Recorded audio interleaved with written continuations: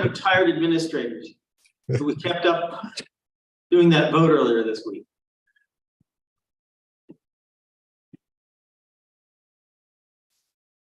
I see another facilities agenda item. Get a better camera. Tired administrators. Oh, that's the delay. Yeah, Are we live then? yeah, we're live. We're live? Okay. Welcome. This is the Finance and Facilities Committee meeting for January 19th, 2023. It's 6:31 p.m. I'm David Warner, chairing this meeting. And let's start out by introducing ourselves. Let's start in the room, and then we'll go to the Zoom. And I'm Chris Valen, another trustee and parent.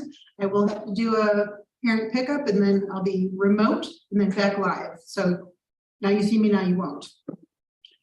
Zach, Zachary Baker, BOCES employee. running the tech support. And from my point of view, the next person would be Dennis.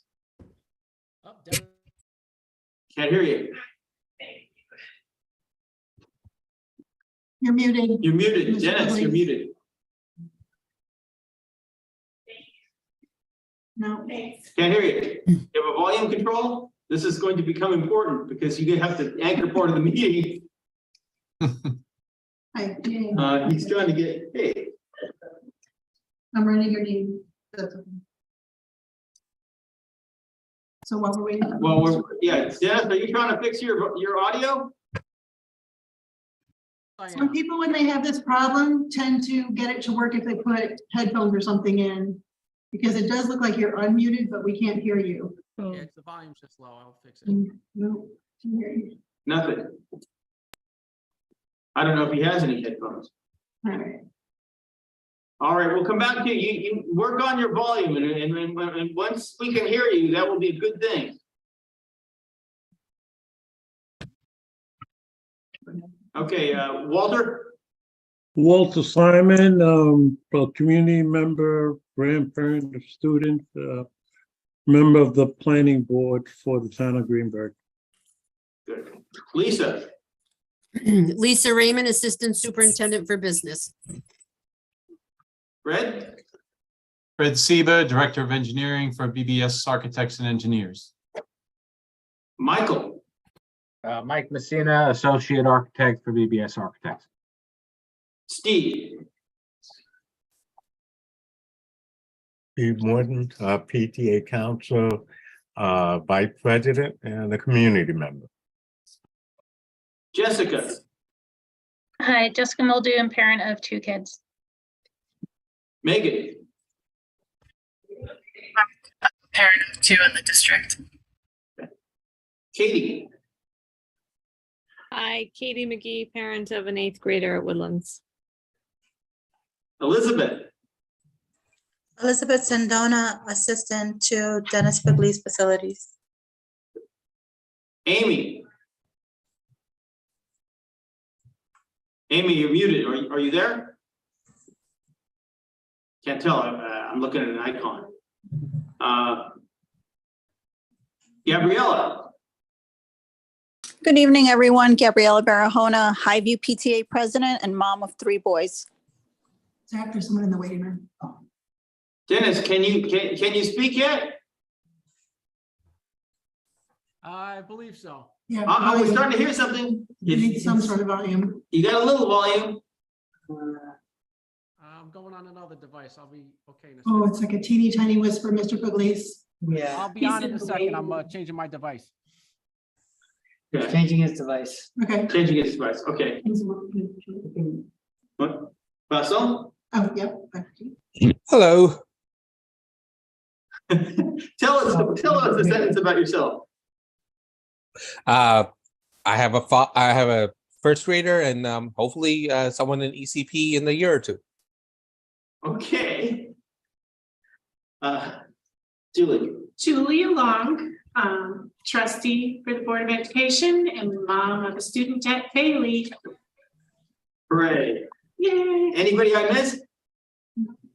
Let's see. Okay. So the next order of business is to look at the minutes for the previous meeting, which was held on December 15th. Can you share your screen with us, Dan?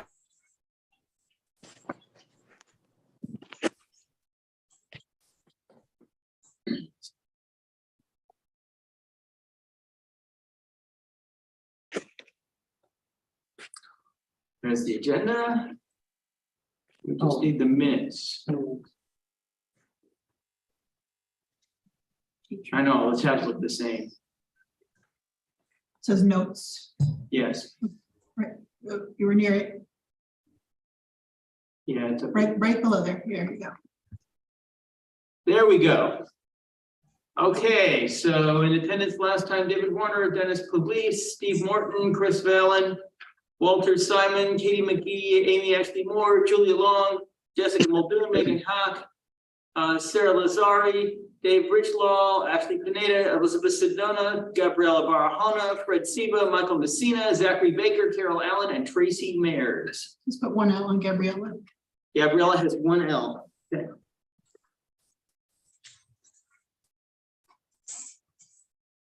One. Okay. So let's slowly scroll our way through there. So we talked about the energy performance contract, and the discussion opened up with basically the short version, what ended up in a lot of what ended up in the flyer for that. And then we talked about our efforts to publicize information that we were having a vote on the 17th for the energy performance contract. We talked about a special edition of the Falconer that was distributed to district households. You can scroll down a little bit onto the second page there. And we were concerned that we wanted to put in the names of current community members on the mailing labels when in the cases that we knew them, and that would make it more likely that they get delivered. So that didn't come through on this particular newsletter. So that's a to-do. Other efforts to inform the voters included the district website and all that went along with that. We talked about what would go into the energy performance contract question and answer topic on the website. We discussed, we're on page 3, developing one-page informational flyer. We actually developed 2 versions of it. The second version had a Spanish equivalent version, and that came in handy. Some members advocated that we have a vote yes flyer, and then we figured out we couldn't do that unless you were a private organization, not the district, because we're considered legally to have too big a megaphone. So I believe the PTAs went through and decided that they wanted to endorse this thing and made an effort to get out the vote because they supported this. Similarly, the district as a legal entity couldn't not only say don't vote yes, we couldn't target just distribution lists or phone call lists that just had parents in them because they'd be more likely to vote yes. So we tried to steer clear of that as well. We talked about various finance topics. There's not much change there from previous months, except for the $500,000 that Andrea Stewart Cousins committed to upgrading the Woodlands track, which we applaud, and most of the other stuff is kind of the same as in the previous months. And then we talked briefly about our 5-year facilities plan, and you can scroll on to the next page there. And we're a little further on that than we were at this point. It's gone back to the board now, and we'll briefly talk about that tonight. We talked about the Metropolis Country Club access road issues and the sidewalk issues in some depth and detail, and that's pretty much resolved at this point. So that's fallen off the agenda this time. Then item 4, let's scroll on to the next page. We talked about the RJ Bailey Auditorium renovation project, and I believe we've had another meeting, and Julie will talk to us about that tonight a little bit. First snow of the season, I think we handled well. Then the status of the Warburg campus water line project. We got a little progress this time on that. We talked about the phase 1 construction and then the project, progress on the Woodlands Middle High School security vestibule. Basically, we're waiting on materials, and we talked about needing to set blackout dates. And then I think we're going to have a report from BBS on most of these projects tonight, and we may still need to worry about that. I thought we didn't, but it may be that they want to start construction before they get all the materials in place. So we'll talk about that a little bit later. We viewed pictures of the new fence on the east side of the ECP main building, for the playground, the new Highview roof, which was mostly but not quite complete last month, and is pretty much complete now, and mansion masonry. And then we went over the smaller projects, and there's a whole list of the various things that were worked on, and that takes us pretty much, scroll slowly down to the end of the document through page 6 and page 7. So scroll down towards the bottom of page 6, and I'll just silently let you look at that for a minute. Just read through it. Kitchen hoods, budget code transfer. That's slated. We reviewed it, and that's slated for later this month. The refrigerator repairs, the third grade wing, windows project. Then fixes the Woodlands corridor, especially the flooring. There were those little uneven holes that are taken care of. The mansion boiler malfunction that got fixed. The need to lobby for federal aid from New York State legislatures to pilot an electric bus program. So we've got a new assembly person and of course Andrea Stewart-Cousins. I don't know if Jamal Bowman, that's federal though. So we need to figure out who to lobby. And this committee obviously doesn't do that. We turn it over to somebody and they do that. So we've got to figure out how to do that. And then we talked, we've gotten money, so we can still do it. And we briefly reviewed phase 2 project requirements, which included building envelopes, meaning roof and wall and exterior walls, building conditions survey priority 1 and 2 fixes. That's a high priority fixes, and additional ECP classrooms. And we adjourned at 8:56 p.m. I know we approved the minutes as amended. Do I hear a second? Second. Discussion on the motion? All in favor? Aye. Those opposed? Okay, it passes. And Tracy Mears has just joined us. Tracy, you want to say a sentence about yourself? I think there was the attendance. If you could, let's go back to the people up front, so I can see all the Okay. people. Well, we all introduce ourselves at the beginning of the meeting. Tracy Mears, board president. Good evening. How many people are on? I'm trying to just, Open it. Yeah, Let's look at some screen share. I see. sorry. Oh, there's everybody. There. How nice. Yes, it's a full meeting. It's just not a full in-person meeting. It's raining and it's cold. Yes, so we have, all right, so back to the agenda here. Oh, The last meeting. Okay, okay. screen share? Carol, had you just joined us? Carol, I joined you a few minutes ago. Thank you for noticing. Just want to say anything, all right, you already said a sentence. You want to say anything more about yourself? Not really. Okay. It's Carol, Ashley? Mr. Waiting, and Ashley. So Good evening, everyone. Ashley Pineda, Board of Education trustee, parent of 2. Great, welcome, and you said Jim Wade? Yeah. Jim? You want to say hello? I didn't see him. He's, well, it's not his name. Jim Wading, BBS Architects. Thank you. Hi, Jay.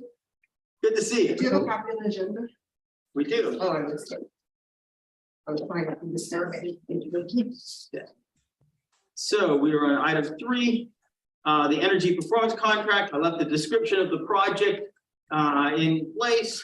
Then, the news this time is skipping down towards the bottom. On 1/17/23, a public vote was held on a proposition authorizing 10% New York State aid for a maximum of $21 million for the energy performance contract. Unofficial vote results, and they'll be official once we have a board meeting and bless them, are approximately 97% of voters approved Yes votes were 339, no votes 27. So I'm happy. Yes. I hope you are too. Thanks to the staff and the community for informing the public and staying from 7 a.m. to 9 p.m. taking the vote. So After 9 p.m., but After 9 p.m. yes, and you have to count them up once the polls close.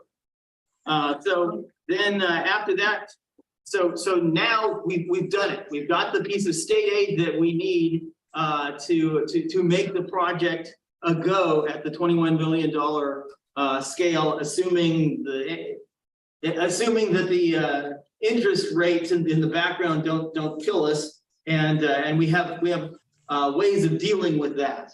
So at this point, the question is, what are the next steps and how far do we go? And I've got two. So the next step at this point, the preliminary draft of our plan. Yes, sir. yeah, so, And then Fred, I want you to talk about it. okay. All right, so first, can we bring up that document? Which one? Which one, yeah. Facilities project milestones, 01/19/23.pdf. Facilities project milestones. It might be at the bottom. Yeah, there it is. Okay, so this is for all the various projects that are the larger projects. We have a timeline in our draft of our 5-year district-wide plan as to what we think is going to happen at a high level in terms of getting them done. So you see various columns. So the first column is 22-23. That's this year, the next year, and the year following, and so on and so forth. And in each column, we have a little bit of information on the high level, the larger projects. So the first column says by July 2023, install new fire hydrants on the Woodlands Middle High School campus. So we're hoping that happens by the time this fiscal year is ended. And then you see it in the second column, the first item is by September 2023, EP's energy performance contract will begin with 100% of the project completed by December of 2024. So my first question to BBS Architects, Fred Seba, is that accurate? For the energy performance contract, I spoke to Con Ed yesterday. I think that original timeline was configured before we decided to go to a public vote, which has delayed us. So we are where we are now. So the next steps that we have are that Con Ed has to finalize their contract preliminarily with the school district. You can't sign it as a final until you have SED approval as a school district. So they're going to try and get that over. I know they've had your attorneys review that on a preliminary basis. So they got to get it over to you guys as a final. We are going to start our design work, and in discussing with Con Ed, we hope to be submitting to SED by June 1st of this year. I'm sorry, did you say, what did you say about June 1st? I'm having trouble hearing you for some crazy reason. We're looking to submit to State Education Department on June 1st of this year. Why would we wait till June 1st to submit it? So we're anticipating SED approval to be approximately 6 months at this point.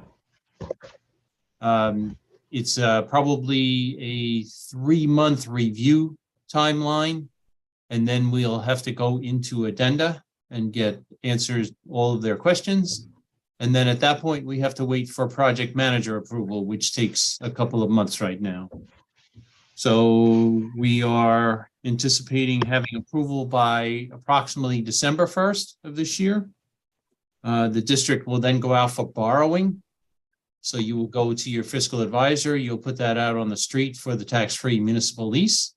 And that usually takes about 2 months. And then we anticipate starting construction, probably the lighting and controls next spring. So approximately a year from now, maybe a little bit more. So instead of September 2023, it should say spring 2024 for EPC. So Well, the begin is how you Yes. find Yes. begin, right? And we're anticipating completion by, Construction, begin construction. Okay, so we have a number of questions. Carol Allen? My first question was, are we gonna have to have public hearings? Is the board gonna have to conduct hearings at any stage in this process? Because if so, that will add time to the milestone chart. I don't believe so. I don't see why there would need to be any public hearings at this point. We have photo approval, so I think we're authorized to start design. So at this point, it would just be a matter of updating the board on status, and that's really it. Okay, then I would like to suggest that this chart should be updated with specific targets. June 1, submit to Education Department, expect to get a response back from them at such and such a time, so that we see a better time frame of what's actually going to happen. We're not saying you're going to hold it to it, but it's an estimate that we can visualize and work with. And I think President Mayor's question was, why aren't we submitting to the state board until June? Oh, we haven't designed the job yet. So even though Con Ed has come in and given us a scope, we haven't designed the gas line routing, for instance. So we're going to need a survey in order to locate the gas line routing. We haven't designed the boiler replacements or any of the lighting or any of the controls. It's just right now a scope on paper. So meaning a piece of paper with a description associated with it. So drawings and specs have not been created yet. We wait until after the public vote till Con Ed gives us the authorization to proceed ahead with that. So they gave us authorization yesterday after the public vote passed to proceed ahead. And the reason was because if the public vote had not passed, the scope would have been changed. So what they didn't want to do is have us design things that were going to be pulled out, and they were going to have to pay us to design things that were not going to be built. So they told us to hold off until after the vote, and then we would decide what the final scope was going to be, and then we could start our design work. So that's the phase that we're in right now. So Con Ed Solutions is paying you to do the design work? Yeah, so technically the way an energy performance contract works is that the architectural engineering fees get paid out of the energy savings by the energy performance contractor. So there is no cost to the school district for that. You are our client, but technically we get paid by Con Edison. Great, thank you. Well, okay, Megan? So we know that the original quoted interest rate was much lower because it was from a long time ago, and then the interest rate is much higher, which will likely change the scope of the project in the end. Who decides on what these changes will be? Like, as a committee, do we come back and decide what is going to remain and what will get removed? So you're absolutely right. That's a discussion I had with Con Ed yesterday. Right now, they have estimated the project based upon 4% interest rate, which I think is what a tax-free municipal lease approximately is at right now. However, the borrowing is not going to be for another, probably until the last quarter or first quarter of next year. So they have reached out to Lisa, and I'm assuming Lisa will reach out to fiscal advisors and try and get a projection, which, as we all know, is going to be interesting at best to try and project that far out, but try and get an interest rate and see what they say and what they feel.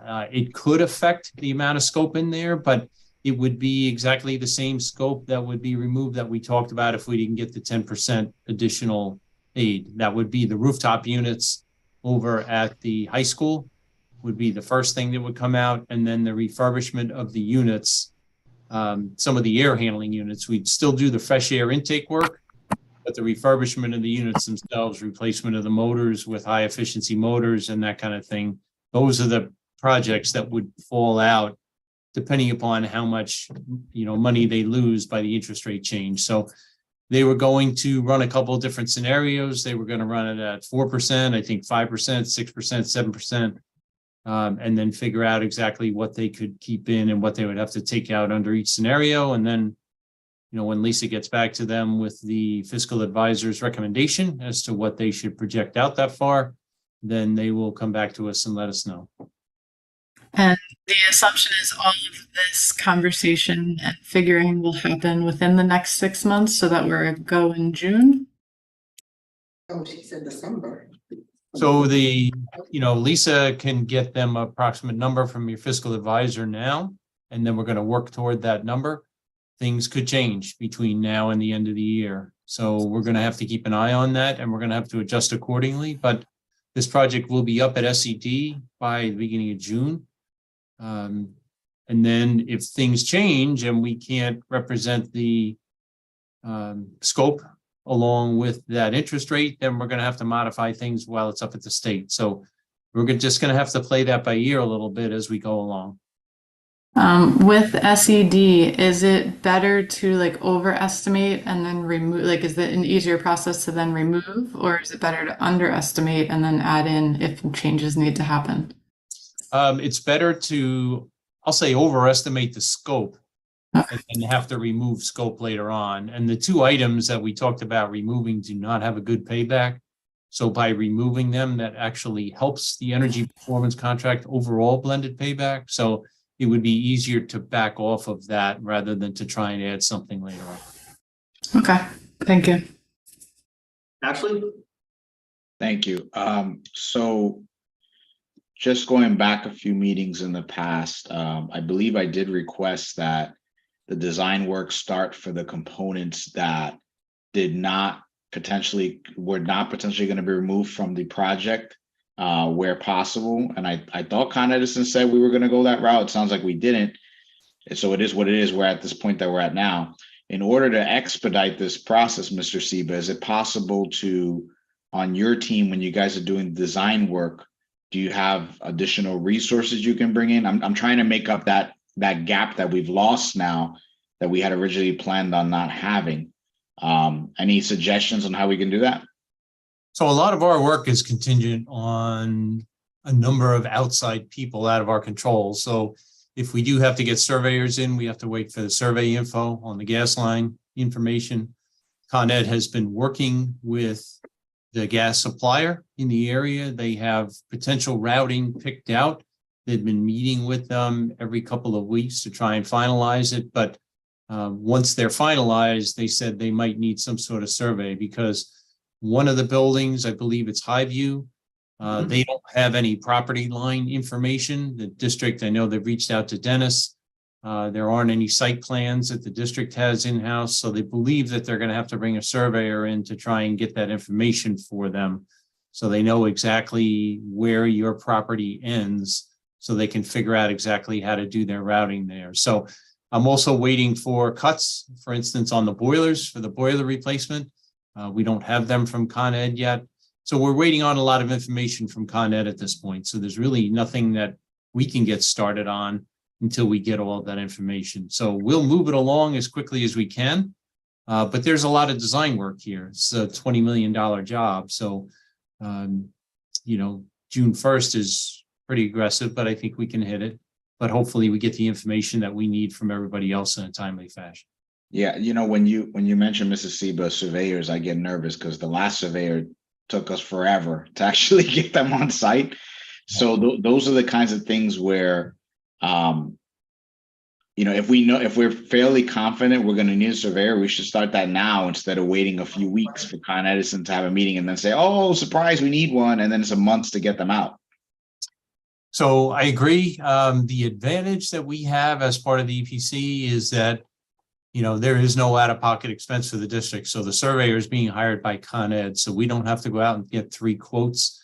Con Ed can go out and hire a surveyor and just bring that survey firm in. So we have much better control.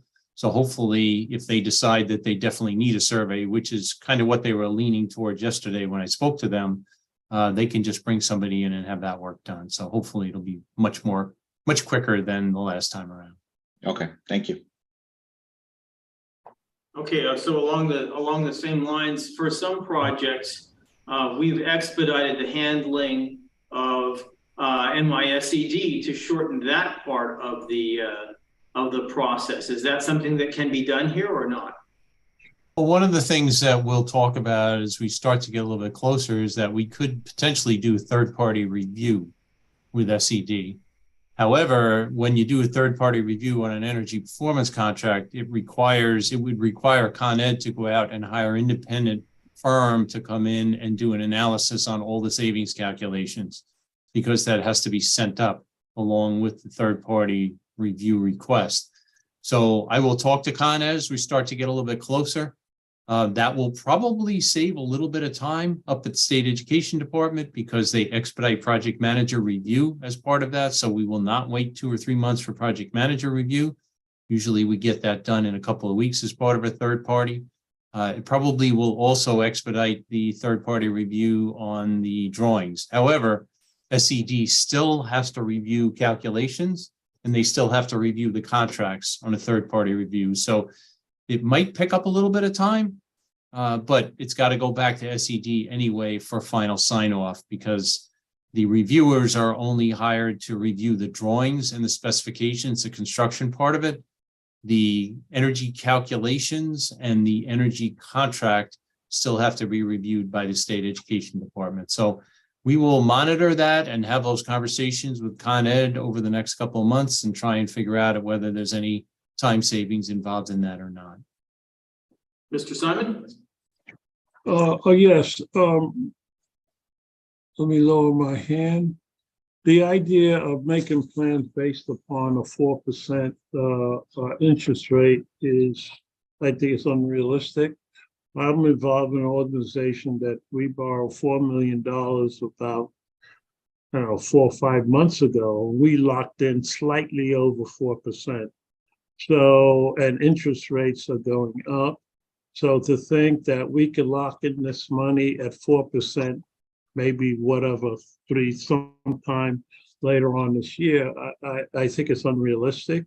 I think right now we should, at least make the assumption that it will be at least 5%, if not more, and identify what types of cuts we will have to make.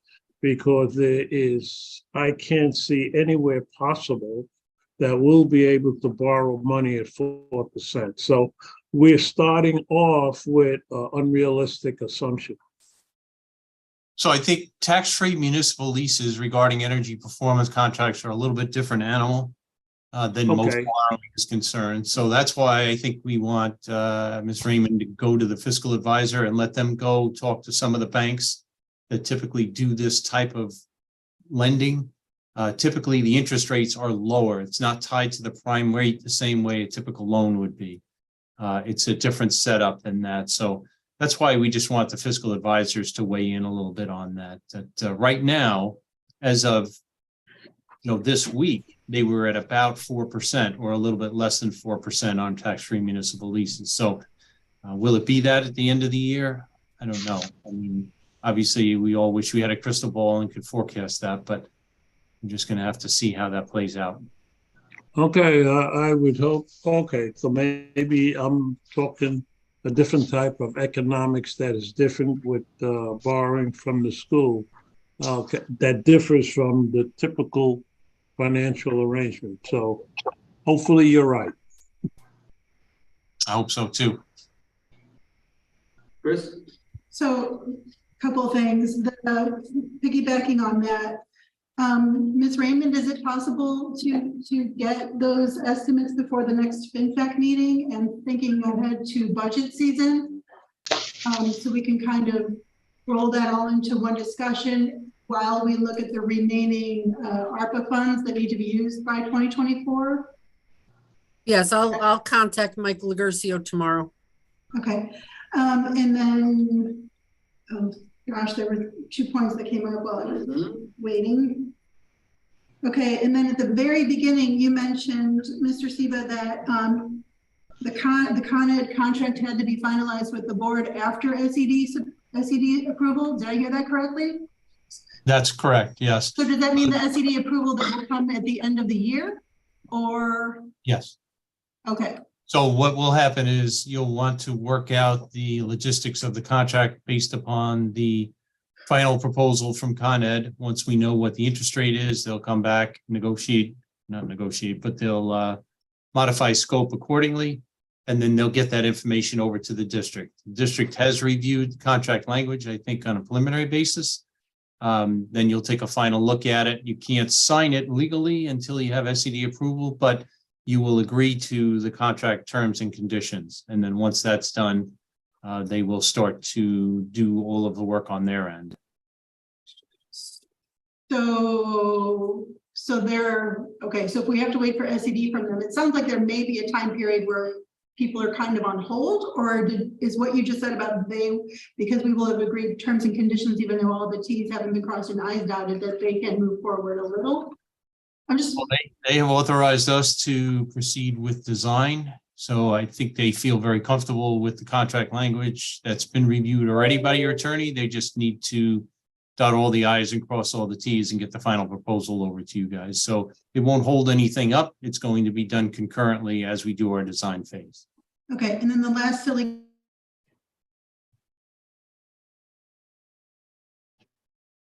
ballpark on the cost for that expedited review, and how much time would that accelerate it? You said you made it sound like that would take a few weeks as opposed to a few months.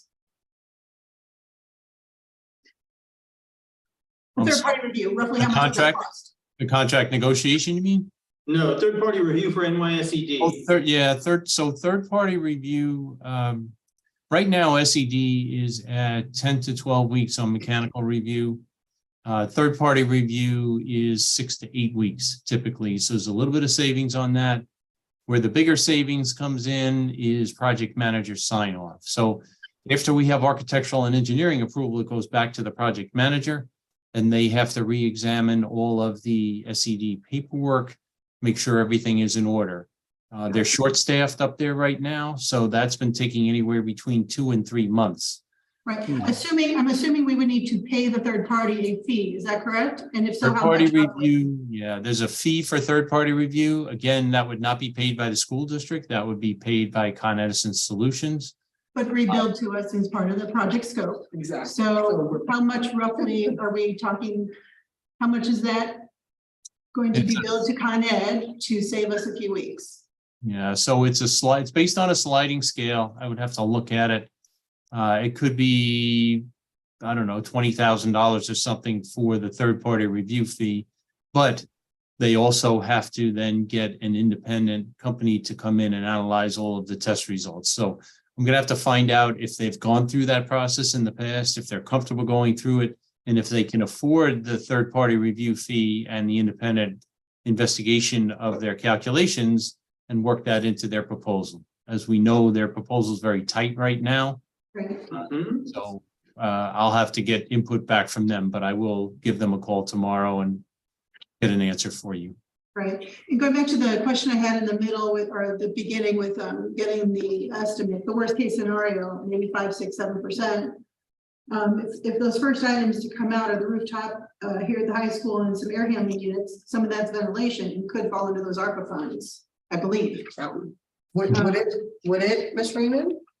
Which is why I would like to get Right, that $1.6 information million. together so that we don't plan multiple uses for the same pot So of that would funds. be, yeah. So that's why I'm asking for that by next feedback, if possible, for a discussion, Mr. Warren.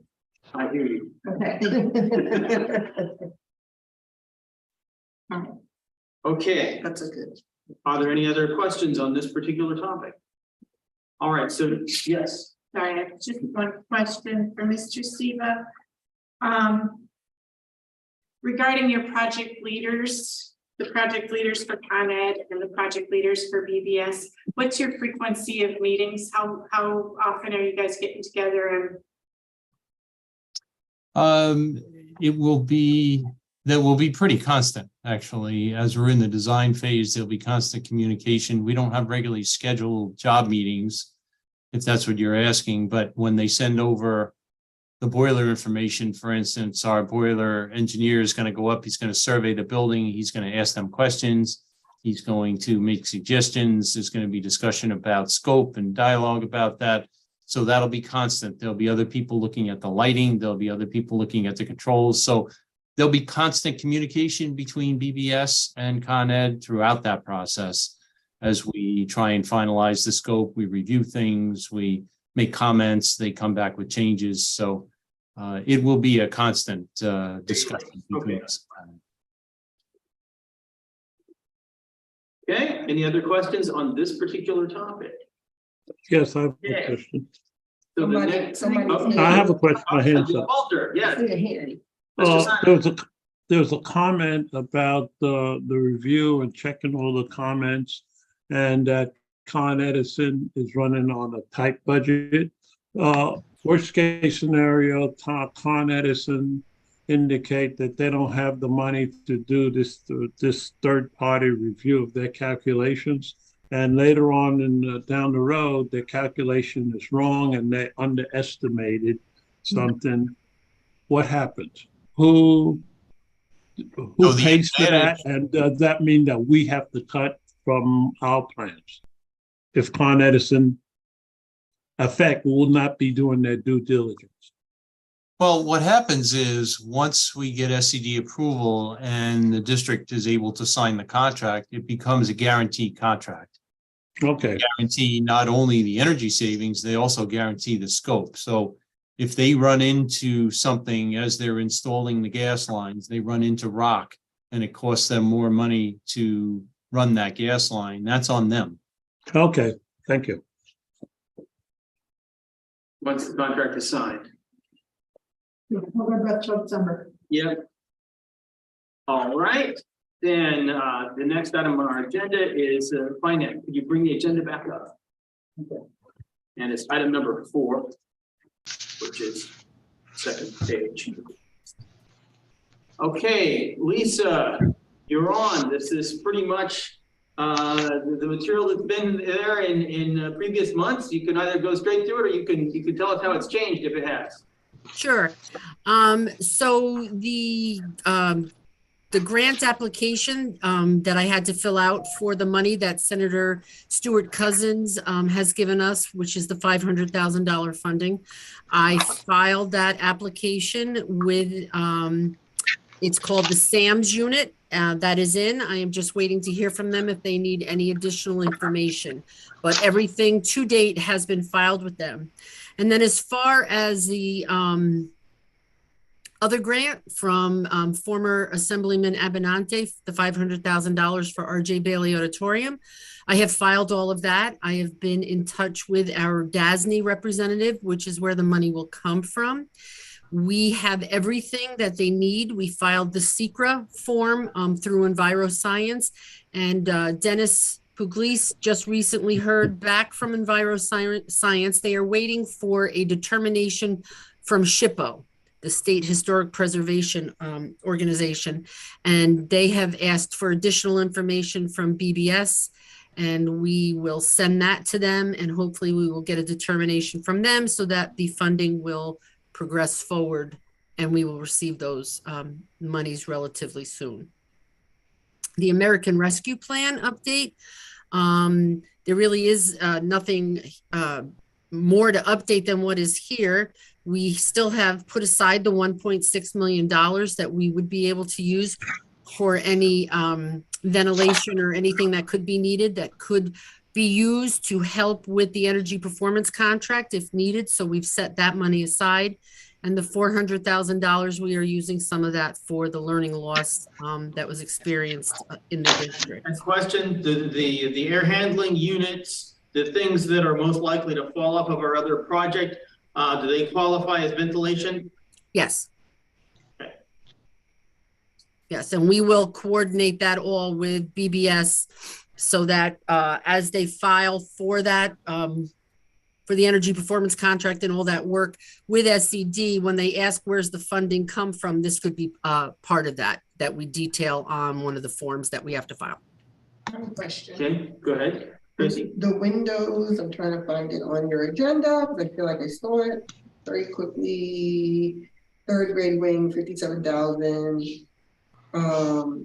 Could that fall under this 1.6 million? So no, I don't believe that would, but I can tell you that what we have done is Mr. Pugliese and I and Dr. Macaluso joined us in taking a building tour of each one of our facilities, and we made a list and spoke with principals on what they saw as immediate needs in each building. And we are going to put that, the most immediate needs of each school building as part of our budget presentation for that capital money that we budget for to transfer to the capital fund.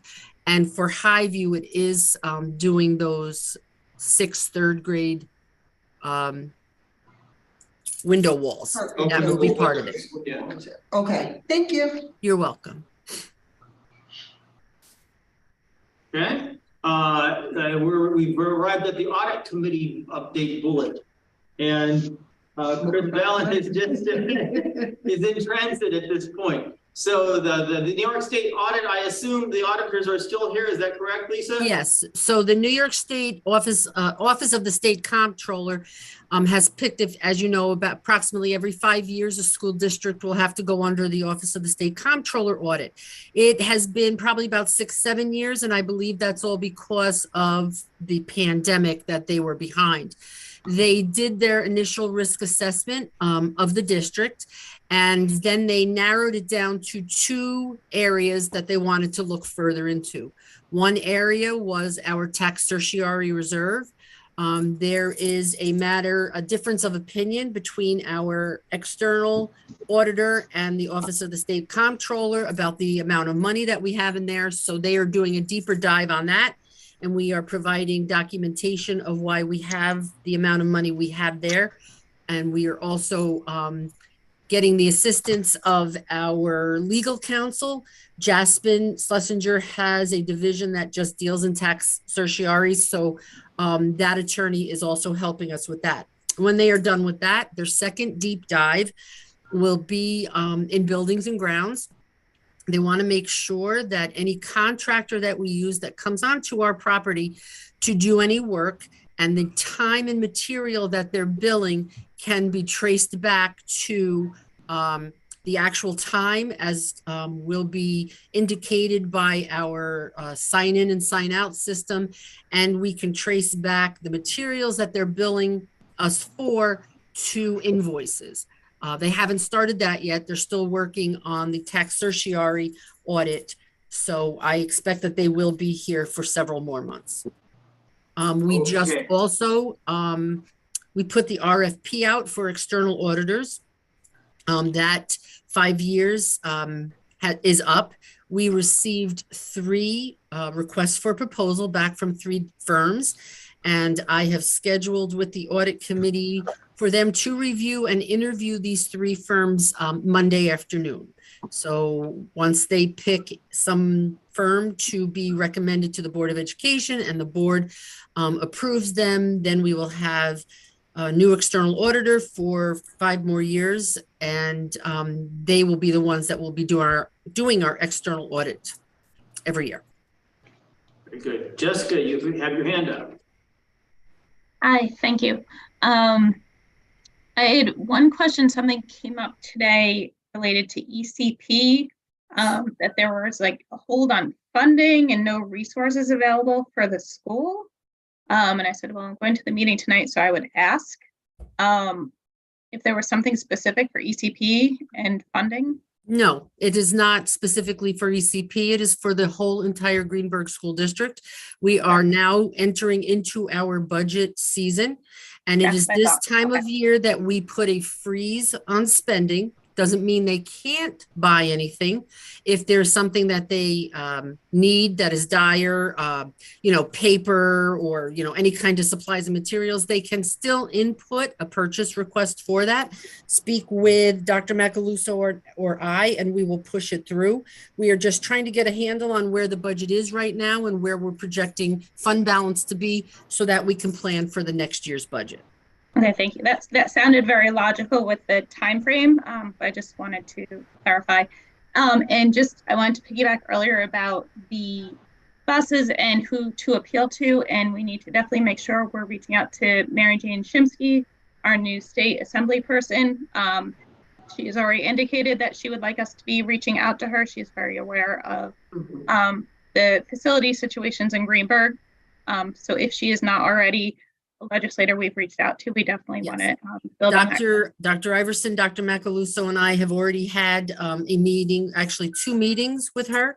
Fantastic. She is up to date on what is going on in our district, what our concerns are and what our needs are. She has asked me for a copy of all the projects in our building condition survey, and I have forwarded all of that to her. And she said once she was sworn in that she would be working with us more closely to help us either get more grants through the state and or whatever is needed to be pushed through so that we can upgrade our facilities. I can tell you that we had announced last year that Royal Coach was getting new buses specifically for Greenburgh, and all of those buses between last week and this week have now been delivered, and we will be using them in our fleet and rotating. Royal Coach will be rotating the old buses out. Yeah, my son's on one of those new ones. It looks really nice. Very good. Thank you. You're welcome. Tracy? Yeah, I just have some follow-up from some of the things Ms. Muldoon brought up. I did also hear from parents that were happy to see the new buses. Can you talk about that a little bit? And I know that we at some point need to get electric buses. So how does it work, with getting new buses right now when we have to get electric buses? Can you talk about like where the funding came from for that and how that Well, Royal Coach is an outside contractor, so we did not pay for any of the buses. It was all Royal Coach rotating their fleet, which I'm sure they do at every one of their yards. We have had preliminary conversations with them about electric buses, but it's not as easy as just getting an electric bus. There are still, according to what Mr. Gunn and the representatives from Royal Coach has told us, that there are still some issues with electric buses because we are not a flat area. So you're going to use more electric going up hills. And they say that when we have to use the air conditioning, that will deplete some of the energy for the buses. So they have those concerns. In addition, to put those electric units at our bus garage, since we own Pat Capone Road, we would be responsible for and correct me if I'm wrong, Mr. Pugliese, we would be responsible for running new electric to that facility to be able to charge those buses. And that for us, for Greenburgh, would become, I would say, part of a capital project, part of a capital issue that we would have to deal with. And we would have to figure out, probably with BBS, on how we would do that and run those new lines. That's correct. And we can hear you loud and clear, Mr. Pugliese. All right. So do you know when all of the buses will be phased in? Do you have a rough idea? Well, all of the buses that they had informed us for this school year have been put in place by this week. The rest of the fleet, I'll have to check with Mr. Gunn if when that will be, which I would assume would be in the next school year, so that we would have an entire new fleet. As I said, they rotate the buses in and out and try to replace X number a year throughout all of their schoolyards. But I could double check that with him. And then I can also tell you that I know that it's been an interest. Mr. Gunn, and I haven't gotten an update from him yet. I will have that for the board's Friday packet, and we could have that for the next meeting and the safety and security meeting. He did have another meeting with Bus Patrol, which is the company that will be putting those cameras on the buses and not only recording on the buses, but recording outside the buses if a car were to pass a bus while it was stopped, etc. He had another meeting with them, and I know that that involved the town and police department, etc. But I'll have an update for you after I speak with him. So I have a question about ECP funding, but before I go there, I don't know what year is it that we have to have all the electric buses over? Does anybody remember the year? Is it 2035? 35. 35? Yeah. Okay, so I guess we should ignore the issue now. I'm wondering. So we just heard that we're getting in touch with our state representatives. So the last thing that that we figured out in the previous month was, you know, the best way to fund this is to ask people like Andrea Stewart Cousins to get a person on the list for a pilot program, right? So we can get it, figure out how to get it started. We need some cash from the outside to make it work. Got it. So we lobby for that and see what we get. I'll keep asking as we get further. Right. Bringing it up. Okay, so my question about ECP, I don't know if we have an answer right now, but there's multiple funding sources for ECP. And so that's the first time I heard about this freezing fund at ECP. I know the school district is a different animal. You know, we have our own funding, but when it comes to Head Start and UPK funding, there's like multiple funding sources for that program. So how? Well, that you're exactly correct, Trustee Mears, but you also have to remember we don't get that money in all one lump sum. Of course, yeah. We have to front the money to ECP and we will get reimbursed. But when we had an administrator, Dr. Iverson had an administrator, it was announced that we were going to freeze spending. But if there was, for lack of a better word, and I don't mean this in this sense, an emergency, if there was something that was needed for the educational needs, we weren't going to not let that go through. The directors and principals needed to contact Dr. Macaluso or I and say, you know, this is really needed for whatever. We need copy paper. This is needed for regents review, et cetera, and we'll put it right through. And I have done that with ECP. Yeah, because that's the only thing. I know they have that. They have like 3 different, maybe even more. Yeah, and I have done that. They have contacted me and I've put a PO through. Okay. So thank you. That was the first time I heard that. You're welcome. Okay, Good, thank you. good. Gabriella. Hi, sorry. There was a question to the, to the new buses and something Lisa said, and I may have just misunderstood. When you were referring to the cameras, were you talking about the cameras on the new buses or updating the old ones? And I was under the impression that the buses already had cameras on them. So just asking for clarity. That you're right in all senses. We are updating cameras on the existing buses that we still have. The new buses either do have cameras or the buses were delivered and the cameras will be installed. So there are some buses that we're waiting for the company to come in and install the cameras, but all the buses will have cameras on them. Okay, all right, thank you. You're welcome. Can I sorry, it's Chris Valen. I don't know if you can hear me. Hi. You can. Hi.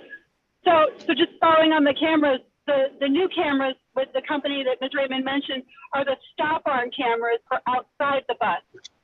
Just to clarify, we do have cameras for security inside the bus. So I just want to, there are 2 different kinds that we're talking about. There are 2 different kinds of, you're correct, Trustee Valen, but not all cameras are in the new buses yet.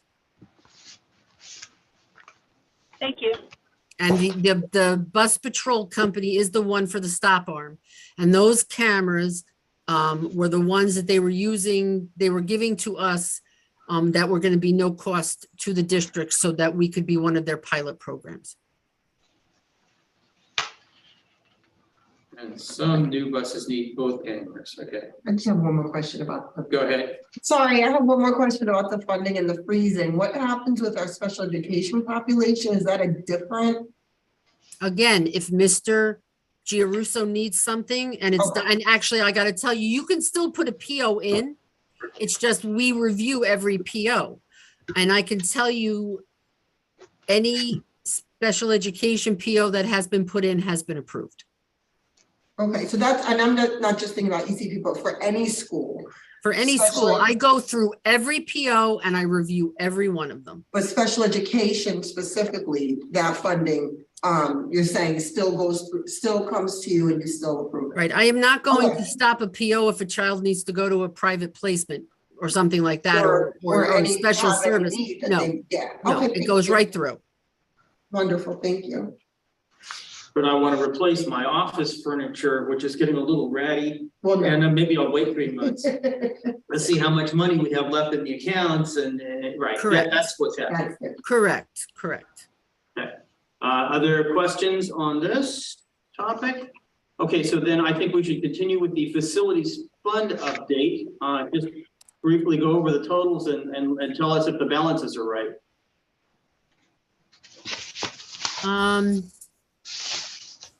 So correct, the funds were transferred. If you remember 2 budget cycles ago, we had the taxpayers approve the money to be sent to the capital fund, and it is labeled as construction phase 1.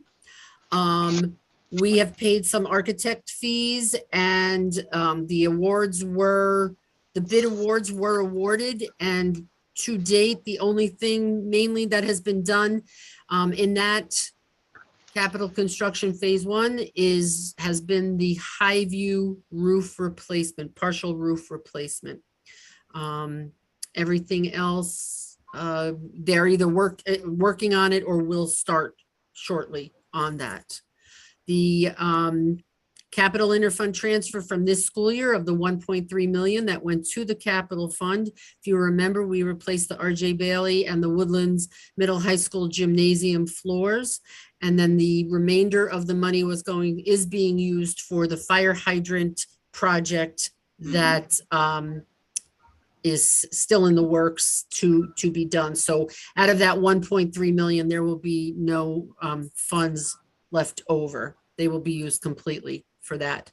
The mansion roof, the money that was set aside for the mansion roof, they have, geez, Dennis, help me. I know they've done the asbestos abatement. They've done the structural work, and now they've done half of the roof and they're working on the other half. Oh, yeah, the shingled part of the roof is about 95% done.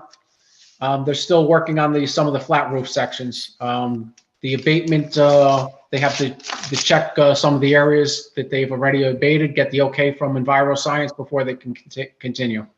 But most of the shingled roof, I'd say it's 95% done right now. Okay. And probably a little more than half of the flat roof sections. Great. Which is limited in scope as opposed to the shingled Right. sections. And then we do have a healthy balance in our repair reserve. And as I have spoken about before and spoken to some members of this committee prior, I would like to meet with Mr. Pugliese and our architects and pull out of the building condition survey and or anything that we see that needs to be done that would qualify as a repair. Compose a list of that, present it to the committee, present it to the board, and ask the board to do a resolution that we could move those monies to make some of the needed repairs and not wait and put them off. That's a question. Yes. We have this later in the agenda, but would the tennis court repairs count for that, or is that considered? It would. So if we were just to repair the tennis court, not take it up and put a new one down, if we completely rip it up and try to put a new one down, that's not a repair. That's a replacement. Same thing with the track. If we were to just go around the track and try to make repairs and not rip the whole thing up, that would be a repair. And BBS is about to give us a rundown of the status of all of those projects, and we can listen to a little more detail on that very shortly. Okay, finish it out. Can you move it up a little, Zach? Sorry, could I? No, jump the in other just- way, the other way. Oop. There you go. The 2021-2022 fund balance available for facilities project is 1.4 million. I don't have any of my paperwork in front of me, so I'm not exactly sure what that was targeted or earmarked for. And then do you want to put up the budget schedule, Trustee Warner? Sure.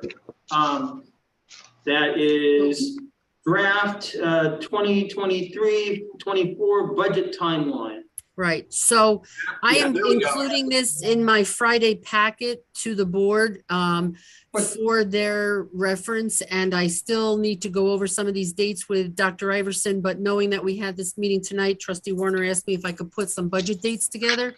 So we are meeting central office, Mr. Pugliese, Mr. Lease, Director of Technology, and Mr. Giarusso, Director of PPS.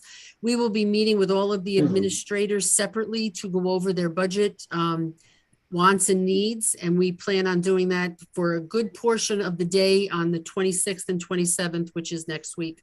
Once we have that done, then Dr. Macaluso, Dr. Iverson, and I will get together and we will put together, which we have already started putting together, a budget discussion and overview that we will present at the February 28th meeting to the Board of Education on what Dr. Iverson's vision and plan is for the 23-24 school year. Then every year on March 1st, the tax levy limit must be submitted to the Office of the State Comptroller. By March 1st, we will have all of the needed important pieces of information for that calculation. March 14th, we will give the board a draft budget presentation. 28th, we will reserve for a budget workshop if at the 14th meeting, the board gives Dr. Iverson direction on where they would like to see or what they would like changed or different in the budget, and then we will represent that on the 28th. School board nominating petitions are due on April 17th for anybody who would be running for a seat that for the 23-24 school year. April 11th, we'll have another budget workshop if that is needed. If not, then on the 18th, we would ask the board to adopt the budget. And then once they adopt the budget, then I will produce the property tax report card, which then will have to be published and sent to SED, which I will do the very next day. Then by April 27th, I have to have the budget statement and required attachments available that will be at every school building if a taxpayer would like to come in and view it. And May 2nd, we will have the district budget hearing. And again, I put there tentative, that date could change if it's not conducive to the rest of the schedule of what is happening in the month of May. I've put here community forums. If you remember last year, we did 2 virtual community forums. We did one in the morning and one in the afternoon. If we want to do that again this year, we need to pick the dates for that. And then the budget vote is on May 16th at the Woodlands Middle High School from 7 a.m. to 9 p.m. And that corresponds, the May 2nd date corresponds to what's in my hard copy calendar. So correct. And okay. I believe we want to do the budget hearing on the 2nd so that we have time for it to go to publication to get out to the taxpayers in the mail. Okay, and I'm thinking if we want to do some community forums it's easier to change the budget earlier than it is to change it later. So if you can do it before the hearing, that would be great and wonderful. Faisal, you have questions? Yes, hello. I had a question regarding the repair reserve. There's 4.3 million there. If I remember correctly, and please correct me if I'm wrong, there was a discussion last year when we had the vote in December to move some of the money from the repair reserve to the capital reserve to make improvements, correct? If you move money from the repair reserve to the capital reserve, you cannot take money out of a capital reserve without taxpayer approval via a vote. And we could, and you can certainly transfer it to a capital reserve, but you could also, I believe, transfer it to the capital fund. Okay, so the capital fund is the mechanism by which we can use money for improvements that are not repairs, correct? Correct. So if we wanted to, this committee could recommend to the board, and this depends on everything, but moving money out of the repair reserve to the capital fund to fix or rebuild the tennis courts and the track if needed. That is a possibility we could look at. I believe so, yes. I would, but I would just preface that with, if that's what this committee would like to do, before we presented it to the board, I would run it past our capital, we have, again, through Jasmine Schlesinger, we have an attorney who just specializes in capital fund and capital projects. I would run it past her just to make sure that we are on the right page. Right. So I would personally request, and I know some parents are interested in having the tennis courts up to standards, whatever those are. Would it be possible to look at the possibility or how much money we would need to to reconstruct, I guess it would be the correct word, the tennis courts, how much money that would be, and do like a cost benefit analysis versus how much of that money we would have to take out of the repair reserve, and what we would have to forego in repairs for the school buildings. Basically, it's a trade-off, right? We either repair the school buildings and use the repair reserve for that, or we transfer money from the repair reserve to the capital fund and use that to upgrade or rebuild or fix our track and our tennis courts. And I just want to know, like a comparison, if we took that money to the tennis courts and the track, what would we forego in the buildings? Over. Got it. Thank you. Mm-hmm. Cost, benefits. Okay. So Carol Ellen? I would like to suggest, since we are so close to budget formulation for next year, that we inform the superintendent of our concern about tennis courts and track, and let her come up with a proposal as or prioritize where she feels the money should be spent, instead of our trying to say this is what we want to do. I think we should make a suggestion to our district's chief executive officer about what our concerns are, and see if she feels they can be met while still maintaining the quality education in the classroom that she's concerned with. Right, at the top of my list is probably the RJ Bailey roof. I'm also thinking, well, at some point, probably in the phase 2 project, I was also hoping to rehabilitate the mansion air quality so that we can actually use it, put our administrators in it. But that's a whole other discussion. There's also the science The science labs in Woodlands, right? You know, really being able to have the middle and high school kids have real science learning in the labs and the way things are set up there. That's always been, and that's academic, an issue. You know, so that's always been an issue, yeah. Okay, so other questions sorry. or comments? Yes, sorry. If that's the case, we have multiple priorities. Could we get for the next meeting or of subsequent meetings, whenever the school district has time, a list of priorities that the school feels are important that need to be implemented and discussed at this committee? That might give us the a BCS. Yeah. We'll bring that. We'll pop that right back up. All right. Perfect. Thank you. Okay. Okay, so now back to the agenda. I think we have one more item. Suggested project spreadsheet modification, CFSL Sadiqui attachment. Okay, so we need to find the one Excel spreadsheet in this whole list. And Faisal, I'm going to ask you to explain. We're going to bring it up and we're going to ask you to explain what your suggestion is. All right. So I was wondering could I share my screen? Would that be a possibility? We could do that if you prefer. Yeah, because then you can navigate to us. Yes. Is there like a thing that says multiple hosts? Yeah. Host disable participant screen sharing. I made you co-host. You just made All your right. co-host. So then we have to stop sharing so that he can share? All right. Okay, your turn. Oh, look at everybody. Yeah. All right. Can you see my screen? No, not yet. All right. So at work, this is what I use Are you for my sharing your audits. screen? Are you sharing your screen yet? Yes, I am. At least I thought I was. All right, here we go.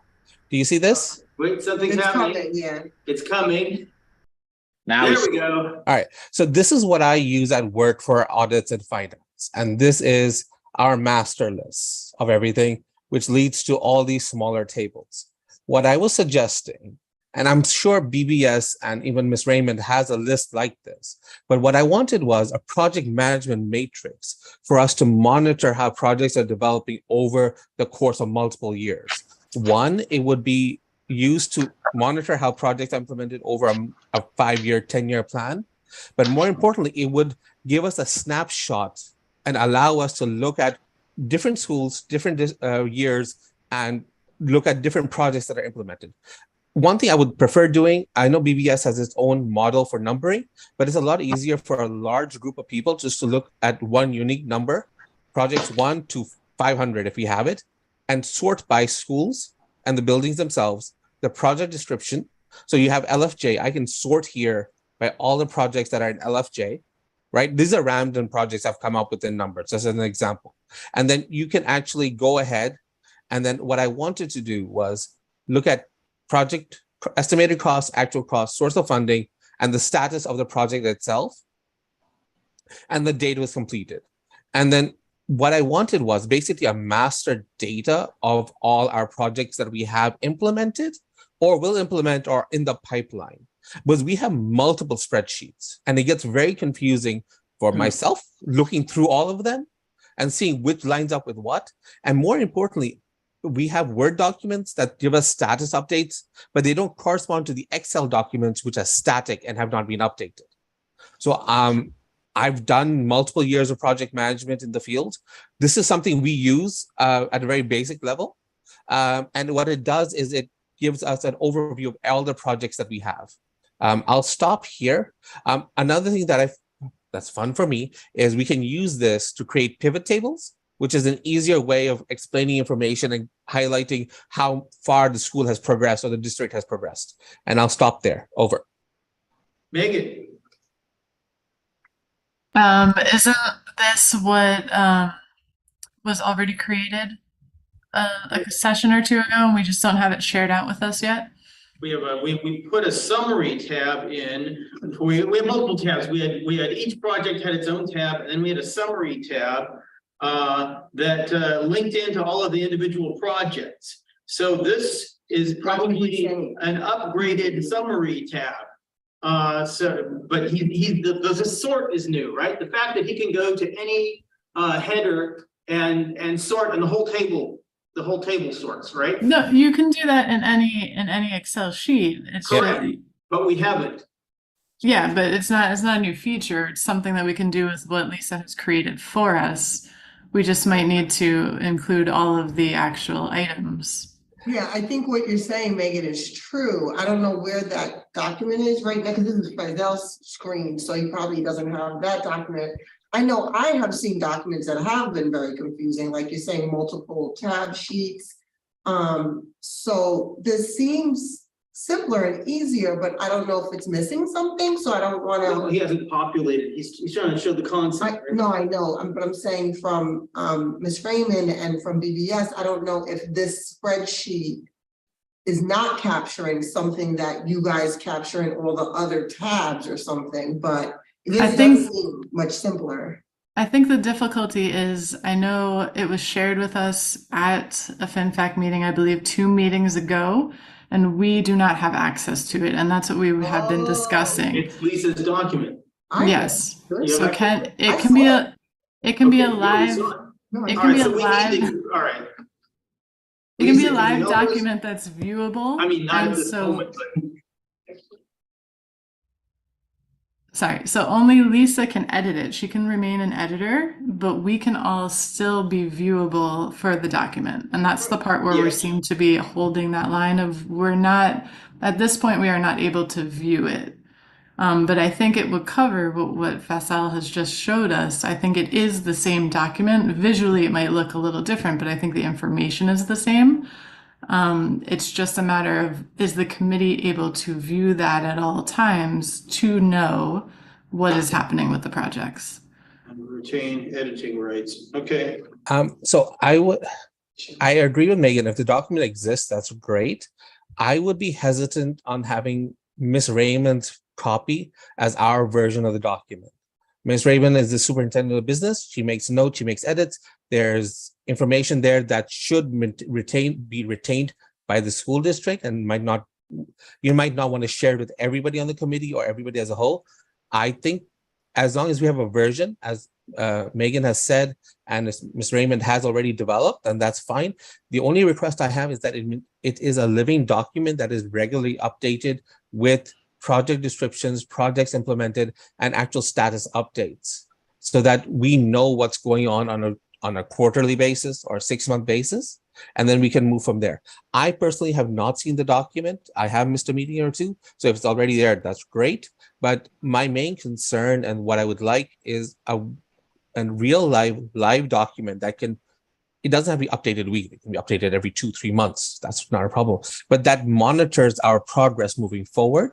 And more importantly, we can track on how well the school's doing in implementing the work. And it becomes a communication piece as well, right? It's something that other people can see, or you can share in a limited fashion, say, hey, we've done 15 projects this year, and this is how much we spent, and we have an increased taxpayer money. It's a good way of showing the community that the school district is moving forward and being transparent. And more importantly, we and the committee can see progress updates on a regular basis. Over. Walter. I totally agree with that. If the information is available, I mean, the action should be, how do we implement something like that?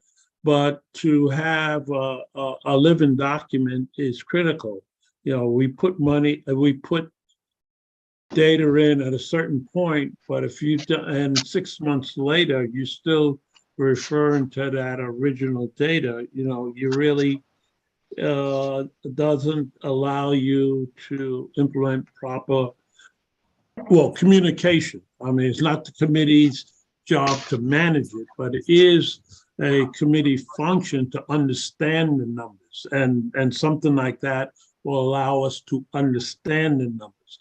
My other point in terms of prioritizing a project, no question about it. The superintendent is the one to make the final decision. But that does not mean that this committee cannot prioritize and say, this is our suggested list, and give that to the superintendent. And generally, that's the way committees work. The committees come up with a proposal and they give it to the board, the chairman, the CEO, whatever the case might be, and then a decision is made. So I totally agree that we should come up with our proposed priority list and give that to the superintendent. And then it's up to her to make the final decision. Okay, we do in the form of the BCS, we did prioritize everything in the building conditions survey with a priority of 1 through 5.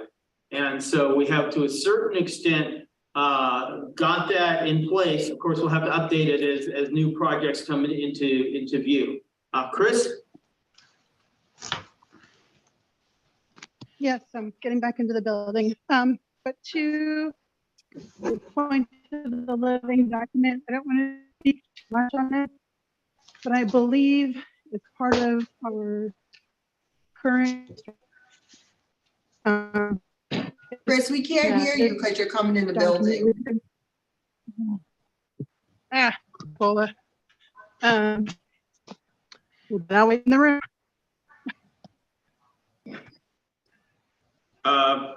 Okay, so Chris will be with us momentarily. Can I just say, so while they were talking, I'm actually able to open the document. I don't know, Ms. Raymond, if I asked for permission and you gave it to me, but I can see the document, and it is a lot of narrative stuff, which is helpful definitely for us to see as a committee, but it might be helpful to have that simple one sheet, that summary tab that's updated. I don't know though how Ms. Raymond feels about that, because I guess it would be you that would have to keep it updated, or I don't know who would take responsibility to update it. Right, if it's largely a set of facilities projects, then you have. Or Mr. Puglisi, I don't know who would update it, but I would love to hear from. Work out who they want to have updated. Wonderful, that's what I would love to hear from the administration about this one page. I saw Ms. Raymond earlier, but I can just see Mr. Puglisi. I'm sorry, I've been talking, but you can.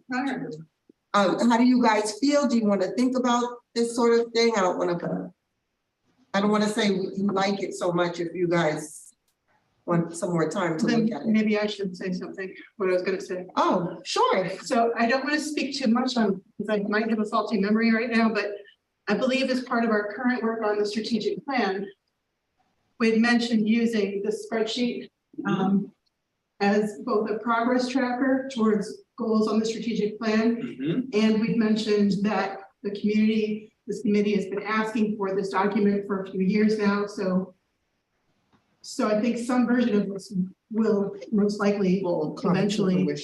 Right. Whether it comes in as part of a much larger thing, or if it's a separate document for facilities. Exactly.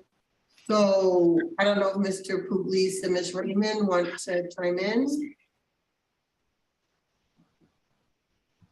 The document that I originally put together was exactly what the committee had asked me to do. Both trustee Warner, trustee Valen has gone over that, and I've done exactly what the committee has asked me to put together. So I really don't understand why I need to do this again when there is a summary page. I could really just change the summary page. That sounds like a plan in the short term. Dennis? You have a comment? Sounds good to me. Okay. Okay, so short-term solution is update the summary. Yeah. All right, very good. It's, yeah, we're coming up on 8 o'clock. Go ahead. Sorry, one more thing. What about the rest of the committee having access? What do people feel? Ms. Raymond, what do you feel? I like to ask you for access or something because I can see the document, but I don't know how we feel about the rest of the committee of people.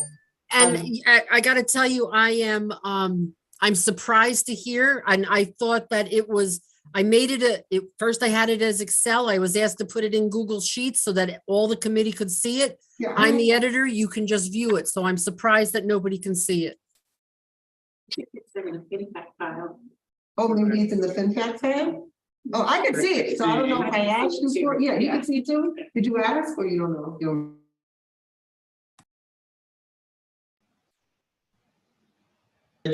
So I'll make sure that it's in a location that we can look at month after month as opposed to just in the Big meeting. yeah. Yeah. Perhaps offer a suggestion, perhaps that summary page could become part of our minutes, that it's just a section in our minutes. That's an Excel spreadsheet section as opposed to, sometimes it's harder for in Mr. Siddiqui's recommendation, words on a page are sometimes harder to follow as opposed to a spreadsheet that you can flip on and look at various buildings and. Well, there's a summary page on that. Yeah. No, I know, but I said just make it part of our minutes, that summary page. We could take a snapshot of it because it's going to change. Absolutely. Right, and then we're going to archive it on Word docs and right. So I'm trying to, yes, a PDF snapshot of the summary page could be added. Okay. Okay. Other questions on this topic? Okay, so we should go forward and Somebody put something in the chat. I don't know. Oh, okay, go ahead. Please speak up. If you share the link again, it would be greatly appreciated. That's true. Oh, yeah. Share the It's link. called Capital, it's an Excel sheet and it's called Capital, I just had it. We moved to page 3. We're Called getting there. Capital Project. Okay, so very quickly now, we need to move forward. Okay, let's do the picture walk before we go any further. Can you go and just briefly, just so you have these pictures in your head while we're going through the rest of the agenda. So there's been some work on the mansion roof. You can see that the old slate tiles have been replaced by shingles in most cases. The gutters aren't back in place yet. Keep going. We're circling the outside of the mansion here in a counterclockwise direction from above. We're moving around to the back side, right? The caps haven't been put back up on top yet, but go ahead.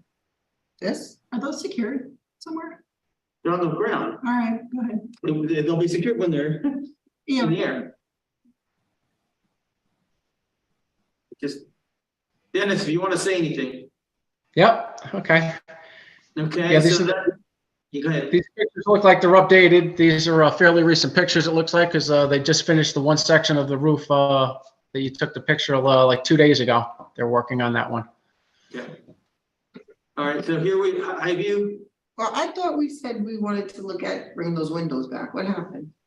We will, where the glass is on order. We're going to go over the project status. I just want you to have pictures in your head. Thank you. Okay, so right, this is the gymnasium, the outside of the gymnasium. The glass wasn't. So those murals will be put back up. The murals will be put back up when the project is done. So right now everything is panels, and they're looking for some kind of mural or whiteboard treatment. for the ones that don't get replaced, and then the 2 closest to the office will get replaced. When the parts come in, right there, that'll get replaced. That'll be glass again. That'll be glass again. Okay, and that's the hallway to the library. Okay, go ahead. Reverse angle, view of the same thing. What it looks like from the inside of the gym. Megan Hack has raised her hand. Megan? I feel like I missed information somewhere with the windows at Highview because I know that the original quote was not the appropriate window and we couldn't use that company for replacing them. And then I thought we were still trying to replace them with windows because I thought the administration at Highview had said they needed windows into the gym. There are two different projects. One is openable windows in the 3rd grade wing, and that's underway, and we'll hear about that in a little bit. And the other is the internal windows. There's a fire code, and the glass that was in place was not up to fire code, and the cost of putting in new fireproof glass all the way along was prohibitive. So at first the design was to take out the windows altogether. There was protest from the administration. We want to be able to see what's going on in the gymnasium from the office at least. So we're going to at least put a couple of windows back in so that they can look into the gym just from that end wall. And those are 2 different projects. Just okay. So it's gonna look like it did before. All the way down window. Not all the way down. Why are you It's shaking too your head? expensive. Why did I miss that part? I missed that part too, Ms. Hack. It's okay, so it's only gonna be, which one? Can you go back a picture or 2? So That remains. you're saying that wall is gonna be that Like closed that. in wall? Mhm. That's terrible. So where is the window? Can you go back one more picture? What, right, There. so you're saying only that is gonna be the That, window? right. Where did I miss that conversation? Unless you Okay. want to allocate more money. I know, everything costs money. So then, you said that it was a whiteboard surface in the hallway now. Is that what it is? It looks like a whiteboard. You can't No, really, it's- you can't stick a tack into it. But go ahead, Dennis. That's actually sheetrock. It actually looks like it looks like a bulletin board, but it is actually sheetrock that's painted white right now. So the windows are just covered, they weren't removed? Is that what it is? The windows that were there were removed, correct?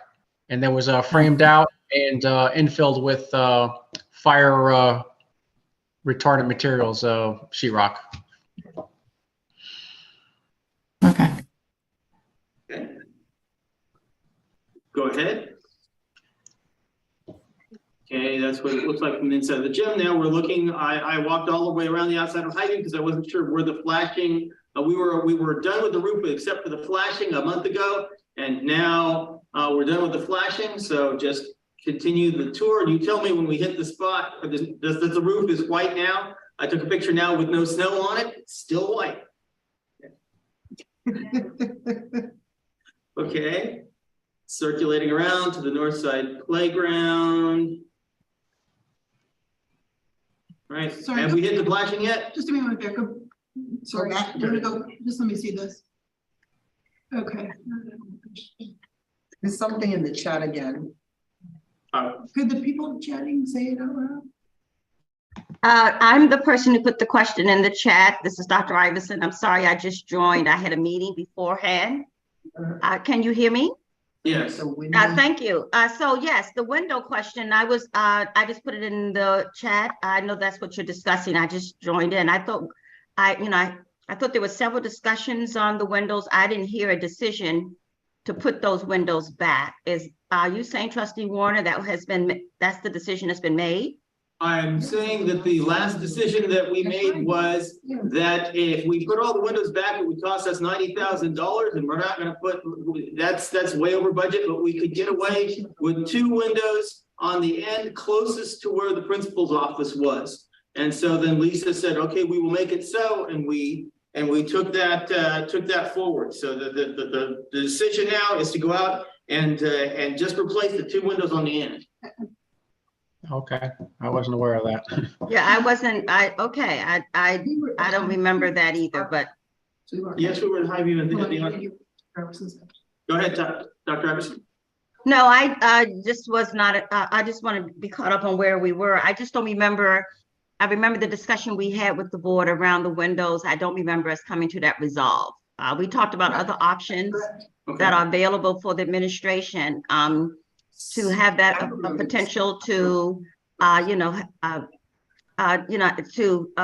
keep the building, to be able to view the gym and be able to have access to the gym and at all times. I thought, so I didn't know that there had been a decision made. That's okay. I just don't remember a decision of any windows going back. Okay, Not so on that second floor where the gym is. I'm just going to state that my memory is nothing has come to the board for any approvals of change orders or additional spending. That's all I know. There's no written resolution. Right. There was no. So again, I don't know what is required, but I'm just saying facts are, yeah, if there were additional monies to be spent, nothing has come to us for a vote. No, the conversation was that we could put, the cheapest option was going to be to put 2 windows on that corner so the principal come out of his office, look in that window and look down. That was the cheapest option, and that's where we left the conversation, that was what we were going to research to do. Research to do. And again, the board made zero decision on this. I just want that to be clear because there was never a discussion. Correct. The board did not make a decision or pass a vote or anything. Correct. There wasn't a vote, that's true. There was no vote. That's all I'm gonna say. It's true. So you can't exceed a particular budget category because there's no vote. Correct. Okay. So I don't know what's actually going to happen. We have the glass on order, I believe. Is the glass on order?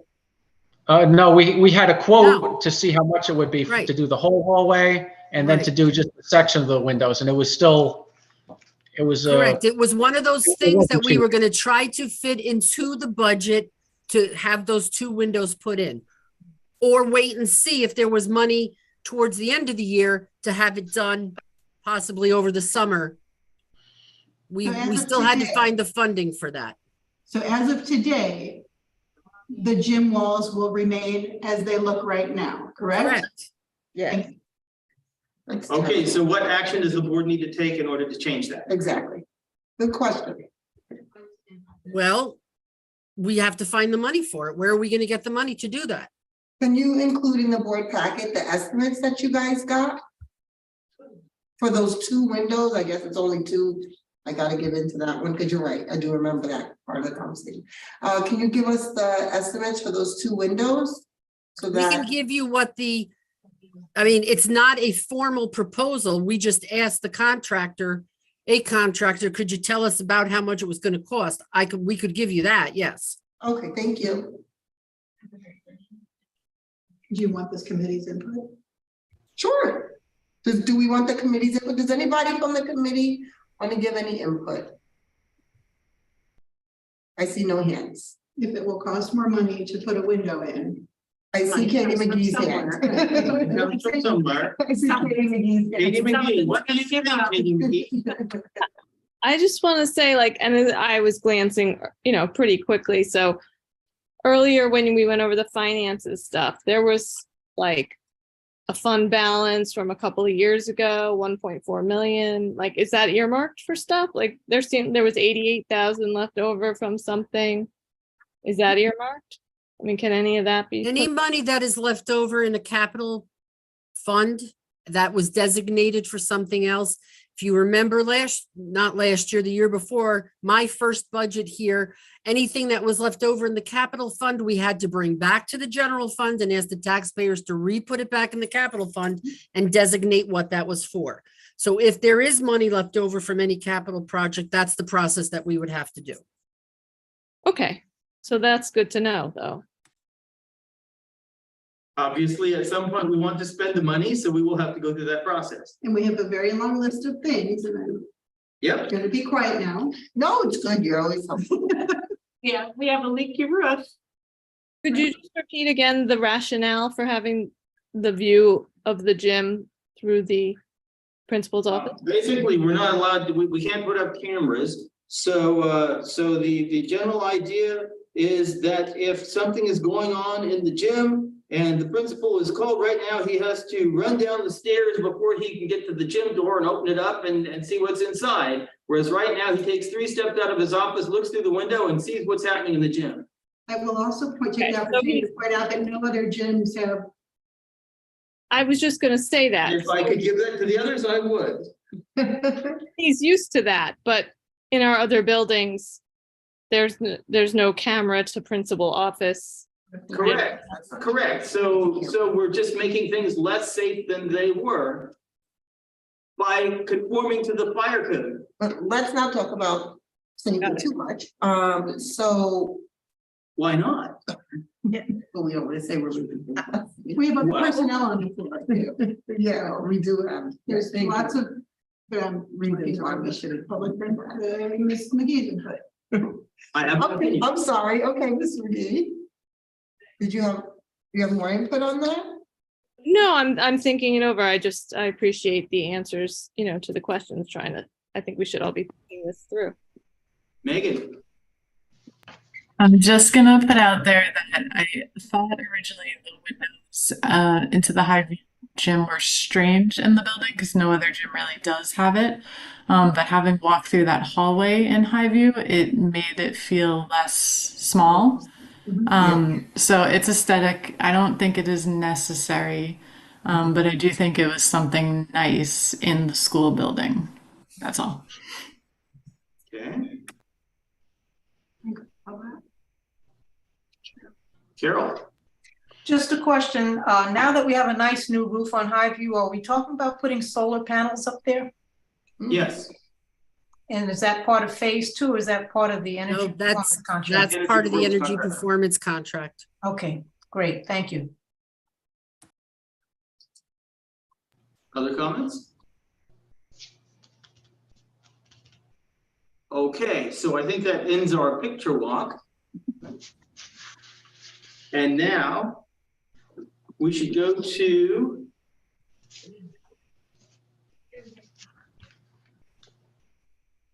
let's see.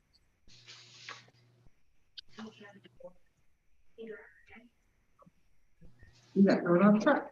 BBS Greenburgh project list, January 2023.pdf. And it's now time for,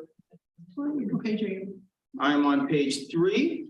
Okay, so I'm going to jump very quickly through we had begun to talk about the 5-year facilities plan, what the status of our district plan was, and that will come back and have an effect on us, but we've already talked about that a little bit. So stay tuned. The board is now reviewing the district plan that will have an effect on us. So now we're right at the point where we would start to talk about Woodlands tennis court aid.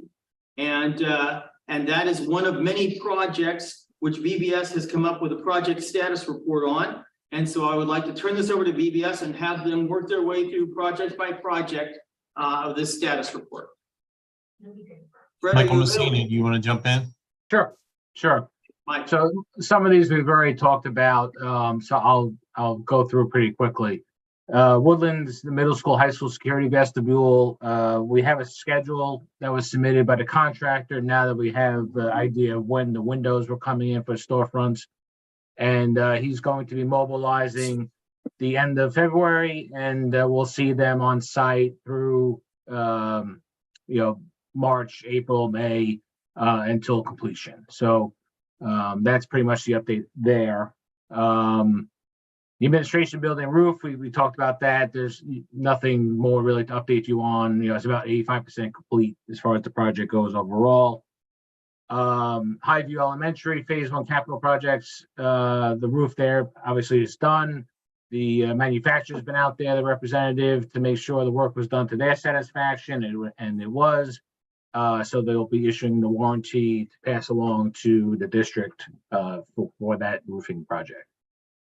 Jackson Elementary Phase 1, as we spoke about in previous meetings, that work's on hold until the end of the heating season, approximately May 15th. I don't know if you want to scroll down a little bit for me. Thank you. Bailey Elementary School, they've done some of the work, what they can get done, now. There was issues with closing the bathrooms that we spoke about previously. We put that on hold, so that'll get done over the summer, as well as mechanical equipment. There will be lead times associated with that. as well as the heating season. So again, that project is starting to wind down a little bit. You won't see much activity happening over the winter, but it will pick up again in the spring. If you can scroll down, thank you. Woodlands Middle School, High School, Phase 1.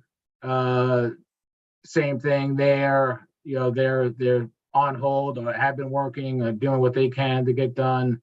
So there's really no update there at this time. The same for early childhood. You know, the balance of the work has been scheduled for the summer of 23. So you won't see any updates on this for a while. The next couple of projects here are some of the newer stuff that we've been asked to look into or to start design on. Bailey Elementary auditorium renovations, you know, letter of intent was sent up to the state, so we got an SCD project number. We had an initial design meeting with the principal and some members of the staff here as part of that meeting. We went over a tentative schedule. So right now we are in design development and as well as drawing up some CDs for that too, where we can. We have a tentative SCD submission date beginning of March.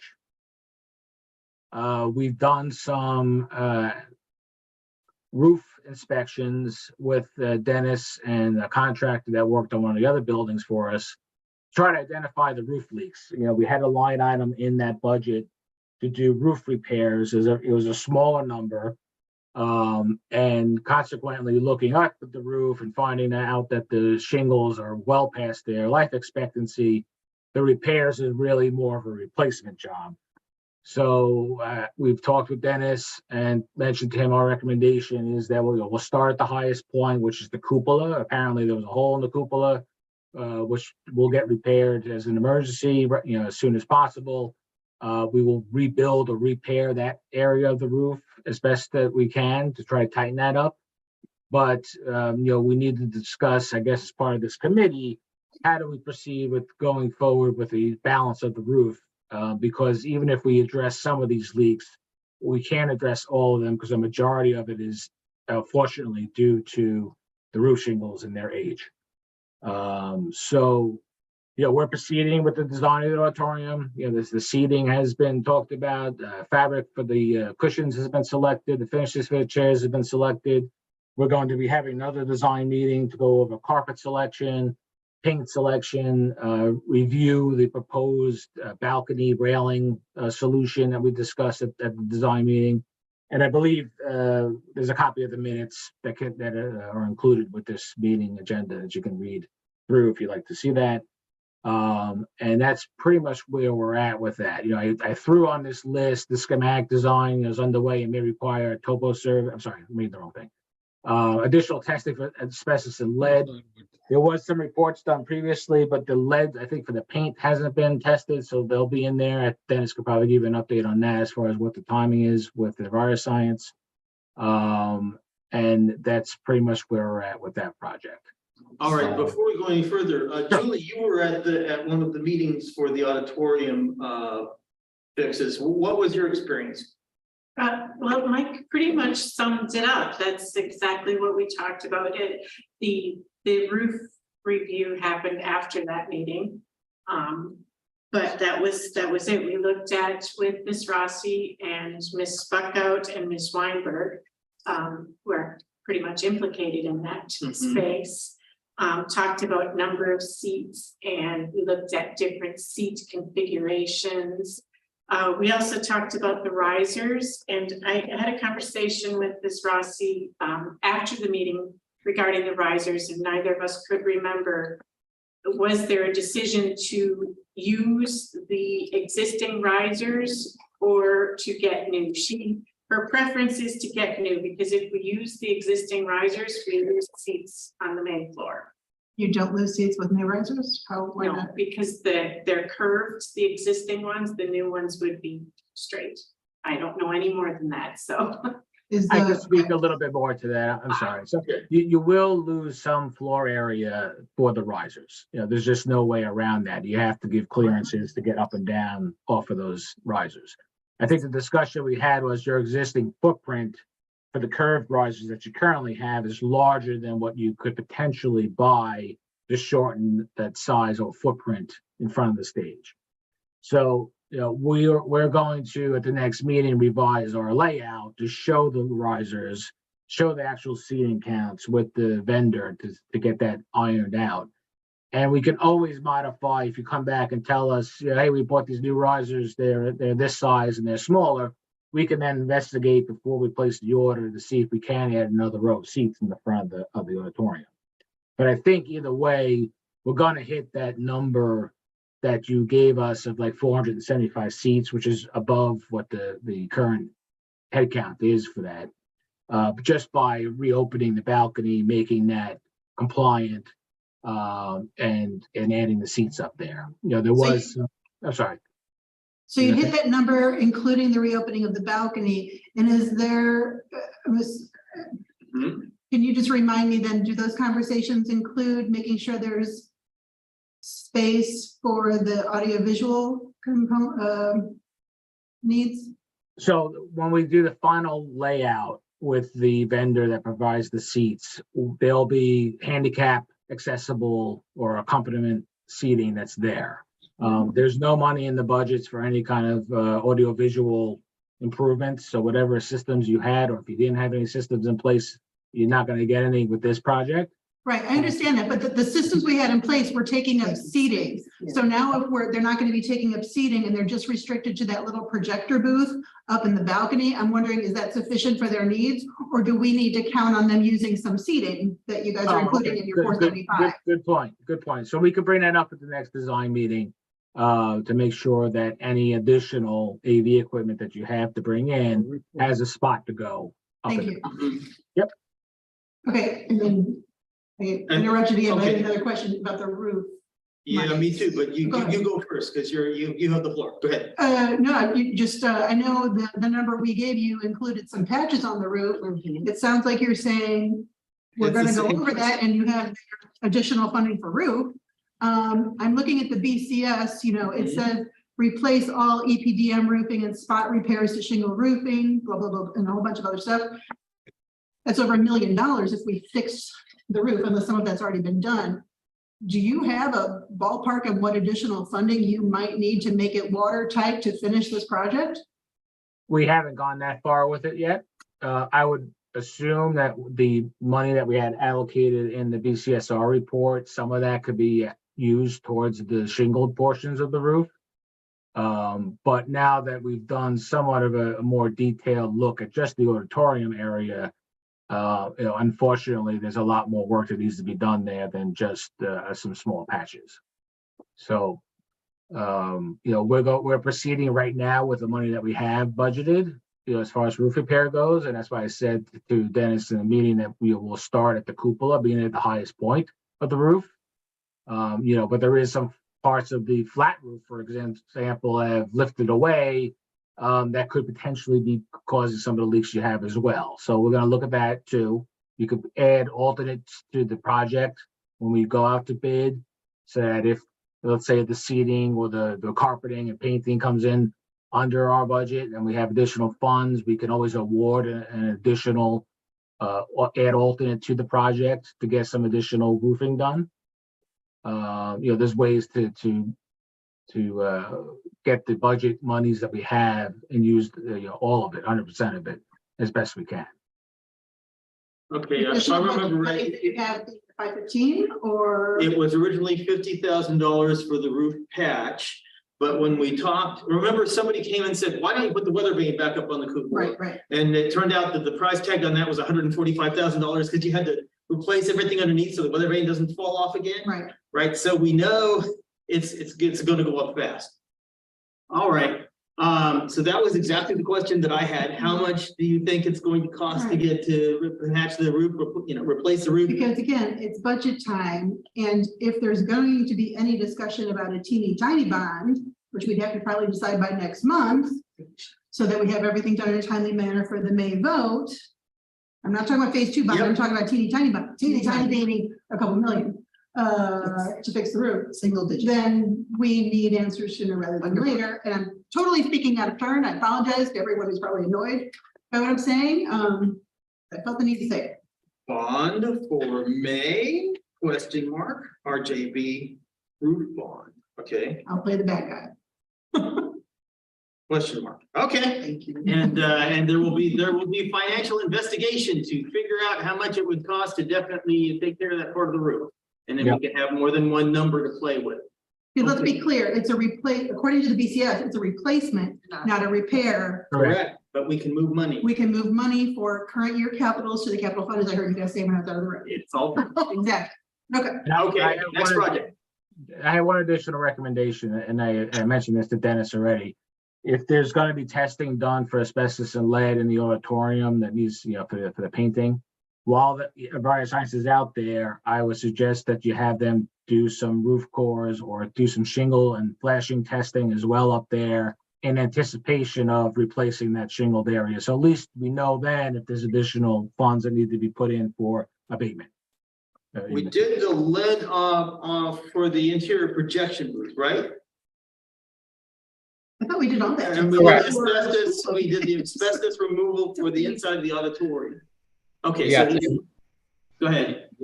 Yeah, the lead was taken care of inside of the booth.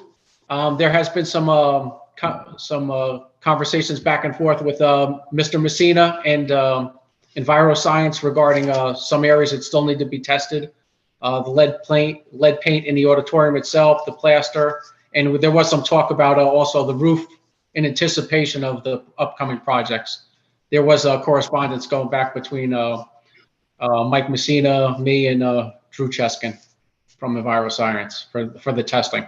When he's coming out to test, we're going to have him test several areas in anticipation of the roof work also. The shingles, the flat roof sections that definitely need some attention up there. Yes. Speaking of which, I don't remember which committee this came up in, but have we been posting our testing results on the website? And if not, could we make sure those results are all posted, please? Testing results for the water at Bailey, you mean? We in the past have posted our lead testing, our water lead testing results, our air quality results. So if any of those recent tests have not been posted publicly, could we please make sure that happens soon? Yeah, those aren't due yet. Those are 3-year tests or Right, so. but I mean the ones we did after the summer, after the work was done. Okay. Legionella stuff and all that, correct? Yeah, the Legionella is on the website. Yeah, Okay, thank you. Okay. Yep. Okay. Probably safety committee. Tennis courts? Okay, so Woodland Tennis Courts, earlier this week, we sent out our landscape architect to do a field investigation to see what's out there. It's in schematic design right now. The project will need a complete removal and replacement. Nothing can be salvaged. That includes fencing as well, I believe, in the BCSR report. So we're underway with schematic design. Letter of intent will need to be sent to the state if we're going to submit to the state. And it may require a topo survey to be determined. So our 289,000 interim solution where we just put stuff over the top of the old tennis court is dead, correct? Correct. Yep. Okay, so the price tag just went back up to close to the BCS, which you said is 500,000? Correct. Yep. Right now, it's if you look in the report, it's item 58.1. It was a priority 3 as identified by us at a $500,000 budget. Uh-huh. Okay.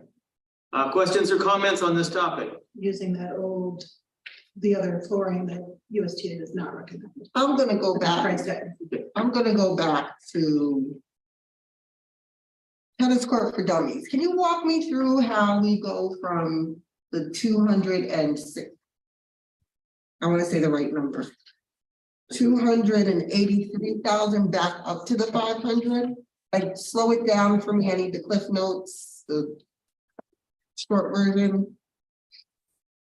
I don't know, Jimmy, can you speak more to the history of this? I'm not that familiar with. I don't really need the history. I just need how we are back up to such a high number again. At one time, we were asked to look at an alternative for the surfacing of the tennis courts that wouldn't that would not involve full reconstruction. And we came up with a solution that would be a synthetic grass product that's used at a lot of resorts, communities, schools. I've seen it used at. And that was a discussion that me and Mike Falcone had. He asked me to get some pricing. We provided him with pricing for that. That product just lays over the existing asphalt. You may have to do a little bit of repair, but you don't have to rip it up.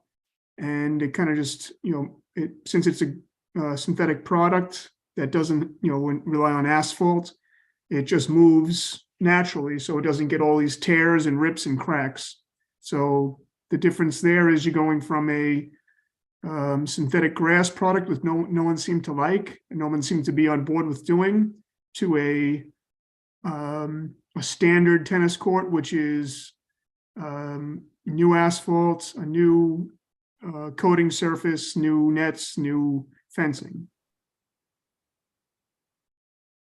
So the 500,000 was from our original BCS, which was done a couple of years ago, and that's what it was based on. It was based on asphalt courts with a rubberized surface, all new line work, all new net posts, all new fencing, drainage, etc. So that's where that number came from. And as Jim said, we were just asked to look for less expensive alternatives. So that's why we came back with the 283. And can I ask, because although this isn't like a private home, and I know we've talked about this before, so forgive me, I mean, you can cut it short if you need to, but private tennis courts are much cheaper. Mm-hmm. So how is ours? Do you want to explain that, if you could do, or whoever You can? want me to say that there are union rules and regulations that we have to conform to that other construction projects don't have to, because we're a school? Well, everything that we Wanna speak do to has that? to be prevailing wage. So you're paying prevailing wage to all of our contractors. There's bonding, insurance, all of that's required. These are also commercial grade tennis courts. So we're digging down probably 12 inches and taking out all the base, because what's happened is the reason the courts are failing, the asphalt is failing, is because the base is gone. And so you're getting cracking, vertical cracking through there, horizontal cracking through there. So what we have to do is we have to take all of that out, and then we have to recreate from the base up. So we have to bring in crushed stone, we have to bring in gravel, and then we do the asphalt in multiple layers, and then we do the rubberized surface on top of it, including everything else. So that's why a commercial court like this costs what it does. We're very familiar with them. We've done hundreds of tennis courts, so we know what they cost, on a high school level. And just most of it is because of the increased labor on prevailing wage and bonding, insurance, and bidding, and all of that. Other questions or comments? Gabriella, do you want to say anything? Oh, hey, Katie, sorry. Sorry, I was muted. Okay, Gabriella, you go first. Sorry. No, I was going to ask a question, but it was just answered about the prevailing wages, but it was answered, so never mind. Okay, Katie. Yeah, my question, was it Mr. Messina who was just saying you've done lots and lots of these at other high schools? So do you know how they were being paid for? Did districts do it out of budgets or bonds or? Both. I think the majority of them were done through a bond referendum just because of the high first cost on doing tennis courts. As you can see, $500,000 is well above what a district can typically absorb as part of a yearly capital budget. So for the most part, the type of work is done via bond referendum. Thanks. Or capital reserve, I shouldn't say that, but when you have enough money saved up in a capital reserve, we've seen districts do them that way as well. Right. And we've just seen how we've gotten the same amount from New York, from our assembly and from our state senator for different projects, but.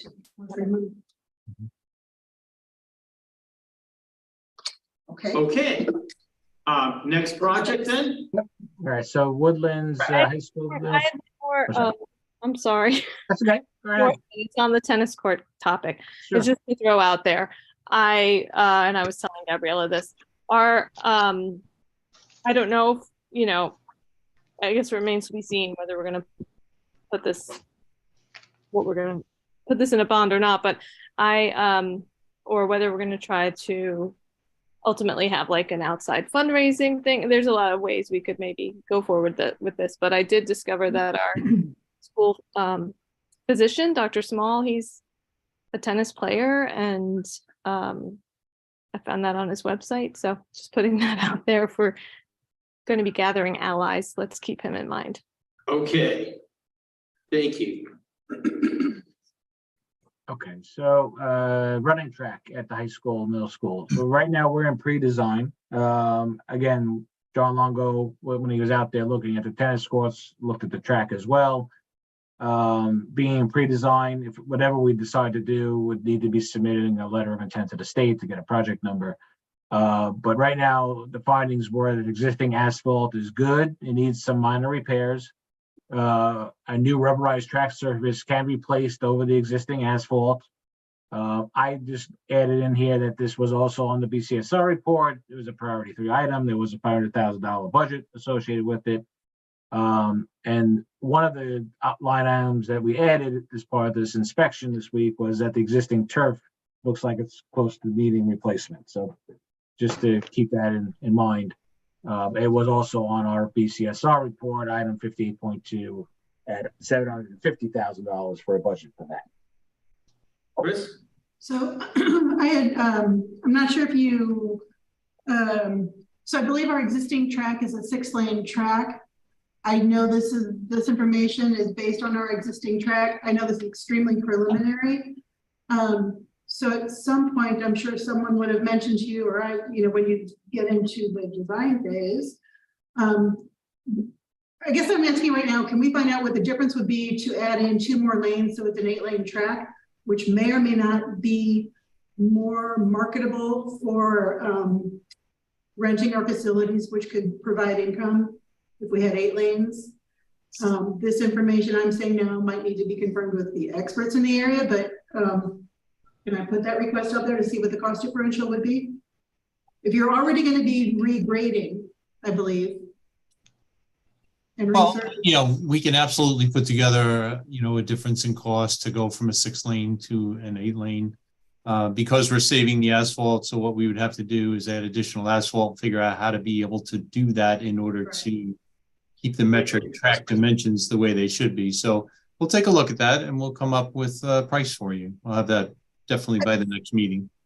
Maybe, I am not giving you that direction. Maybe you get permission from the appropriate people. I'm just throwing it out there. Okay. Does anybody want to give feedback? Anyone going to give, to get you're just asking for an estimate, right? With the money. Yeah. Yes. Does anyone say no? Because it sounds like a good idea to most. We're just asking for how much more it would be to get the 2 additional lanes. So that it's not just adding 2 lanes to that track, it's moving the bleachers as well, because you can't go inward with the track. If you'll encroach on the football field, you can only go outward. You're moving that fence to the bleachers. Thank you for clarifying. Right. So, well, there's some grass there. So right, there is. It may not be. Right. So the question is, do the bleachers have to move? Do we end up with lead? Okay. We'll take a look at it. Thank you. Okay. There's something else to bring up too, because the site there can start to snowball as far as what you're touching.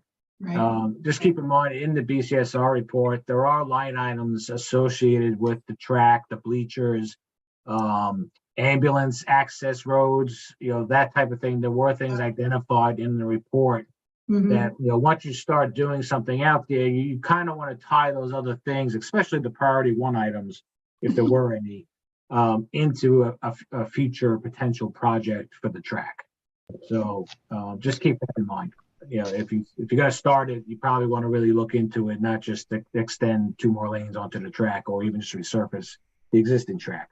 Yeah, unfortunately, I think we can only juggle so many balls. I think we're going to have to. No, understood. Yeah. So, okay. True. Yeah. So continuing on, if there's no other questions, Highview Elementary, partial window replacement. So this was something that we had spoken about previously a little bit. Letter of intent was sent to SED right before the holidays. EnviroScience is testing the windows for asbestos and lead. Preliminary budget that we gave to the district was about $450,000. That was including the principal's office. And now we went out there to do some field, surveying of it to start drawing it up correctly. The principal's office is a separate elevation. It's not part of the 8 classroom addition that was put onto that building. So the window construction is different than the 8 classrooms. In order to just isolate the principal, you really can't do that. You'd have to change out the entire ribbon window system that's there from corner to corner. And that now you're starting to kind of pull at that thread because there's another window line item on the facilities report of 2.1 million to replace all the windows there. So, my suggestion was, and I don't know if Dennis, if you want to expand on this at all, is to maybe see if the principal's okay with keeping his window the way, or she keeping the window the way that it is currently, and we'll just address the 8 classrooms and that 1 conference room, which is the same type of window system. Yes. That's there. So. What's LOI? I sent it. What does that stand Letter for? of intent. Okay. Okay, I'll reach out. I'll reach. Jeez. I got it. Yeah, you're on mute. I'll speak for you, Dennis, if it's okay. Yeah, as soon as you get the information, we'll decide. Or we'll make a decision if we're going to include those windows on there or not. But the works, we're in design development CDs. We will have a design meeting just to show proposed elevations of the windows, incorporating your existing air conditioning units that are hung currently. The decision was made to keep the doors, the exterior doors, and we will add sliding windows as part of the new window system. So you will have an operable window for ventilation. Okay, I'll reach out to the principal and get some feedback and his thoughts, but no, that is a different elevation though. I understand. Okay. The last 2 items on here, the Woodland High School Middle School partial window replacement. This was something that we're in pre-design. Dennis had reached out that I guess there's 2 window locations at the high school that the track team is, I don't know what they're doing. Maybe you could explain it a little bit better, but it seems like they're banging into the windows. And is it something that we want to repair, or is it an emergency repair? We haven't looked into it all that much other than just identify where those windows are in the building. But again, there is a line item in the facilities report. It was a priority too. It was at 9.4 million to replace the windows at Woodland. So, if you're going to do just 2 areas of it, I would almost say repair it instead of doing a replacement, because if down the road you do decide you're going to do a window replacement, they might not look the same. So, Regarding the water main project, I spoke to John Longo. wait, before you go, Right? what's up To the window. Sorry, the windows is new information. Is this, I see the BCS item there, 9.4 million. That's for all the windows, right? Right. Yes. You're just talking about 2 locations. Yes, these are 2 locations that are on 2 different floors at the end of the hall. When Dennis and I and Dr. Macaluso and Mr. Smith and the rest of his administrative team were doing our walkthrough, we noticed that the walls were very flimsy. That's where the track team has been running in the wintertime down those halls, and they run into those walls sometime, and they were of concern, and they do need, I believe they do need to be repaired soon. And when we say walls, are you? It's at the end of the hall. It's half wall, half window. Half wall, half window. Gotcha. Now, when you. So the wall. It goes across the whole hallway. When you're saying that it's flimsy, Ms. Raymond, so do we need to ask them not to run? Yeah, we've already spoken to Mr. McCoy and Mr. Smith, brought it to their attention and asked them not to like put up a barrier. Yeah, exactly. But they do need to be repaired. Yeah, okay, thank you. So, okay, So it's not 9.4 million. right. And we don't know how much yet. No, the 9.4 million, from what I understand, Mr. Messina, is if we did all of the windows, like Correct. it's in the building condition survey. Correct. Yeah, I just identified the line Right. items on. So the- if we included that in a phase 2 project, I think before that, we need to repair these 2 windows. So is the windows that are shaking and not the wall supporting the windows? No, it's or- the whole thing. It's the whole thing is shaking. The wall is flimsy. Okay. Yeah, it's called storefront. It's all one piece. It's the windows are into the Oh, aluminum like we're frame. doing up front. Okay, Right. gotcha. Yep. Okay. Which may mean it'll take forever for the parts to arrive. Okay, great. Okay. Okay, go ahead with the water main project. So the water main project, I spoke to John Longo. We finally received the survey, so we are in design now. We will have that project complete and up to SED in about 6 weeks. So one of the things that John Longo had commented to me when he was up there looking at the tennis courts and the track and a couple of other things earlier this week, or maybe it was last week, he felt that there are a lot of rock outcroppings that are on that piece of property. And he felt that it might make sense to do some soil borings and probes to see what we're dealing with on that campus, maybe 4 of them campus wide, just so that when we go out to bid, we can let our contractors know what they should expect. Because what we don't want to do is go out to bid and then have there be a surprise and have the contractors come back and try and get a large change order. So this is something that will not hold up the SED submission.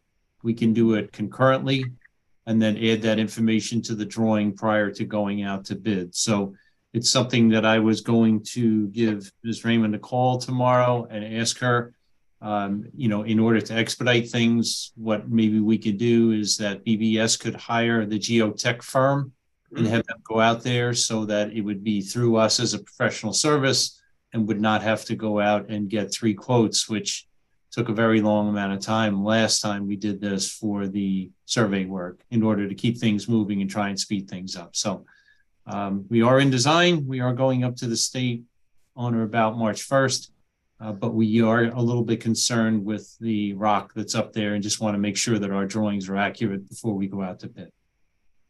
Dennis. Yes, Mr. Seba. Chief Ray Masita from the Hartsdale Fire Department, he'd reached out to me.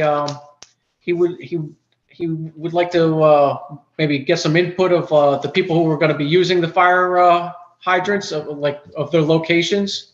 Would it be possible to get his input on the design phase? You should have. Yes, absolutely. But I will tell you that we did get the input from the fire department, and that's how the locations were actually established in the first place. That I think it might have been a previous chief or a different chief. You have 2 different fire departments that are involved in that area. Yeah, there was Chief Maseda, and I spoke to him probably 3 weeks ago, I would say now, and he wanted to have a chat or a little input. I guess we had a test of the fire hydrants over a few months ago, and he'd like to have a little input if he could say, maybe look on the plan and see exactly where the hydrants are going to go. I don't know if that happened or not. Mr. Seba, when did you get input from the fire departments? How long ago was that? I don't remember exactly where we got those locations from, but they were from one of the 2 fire departments, and it might have been a previous chief.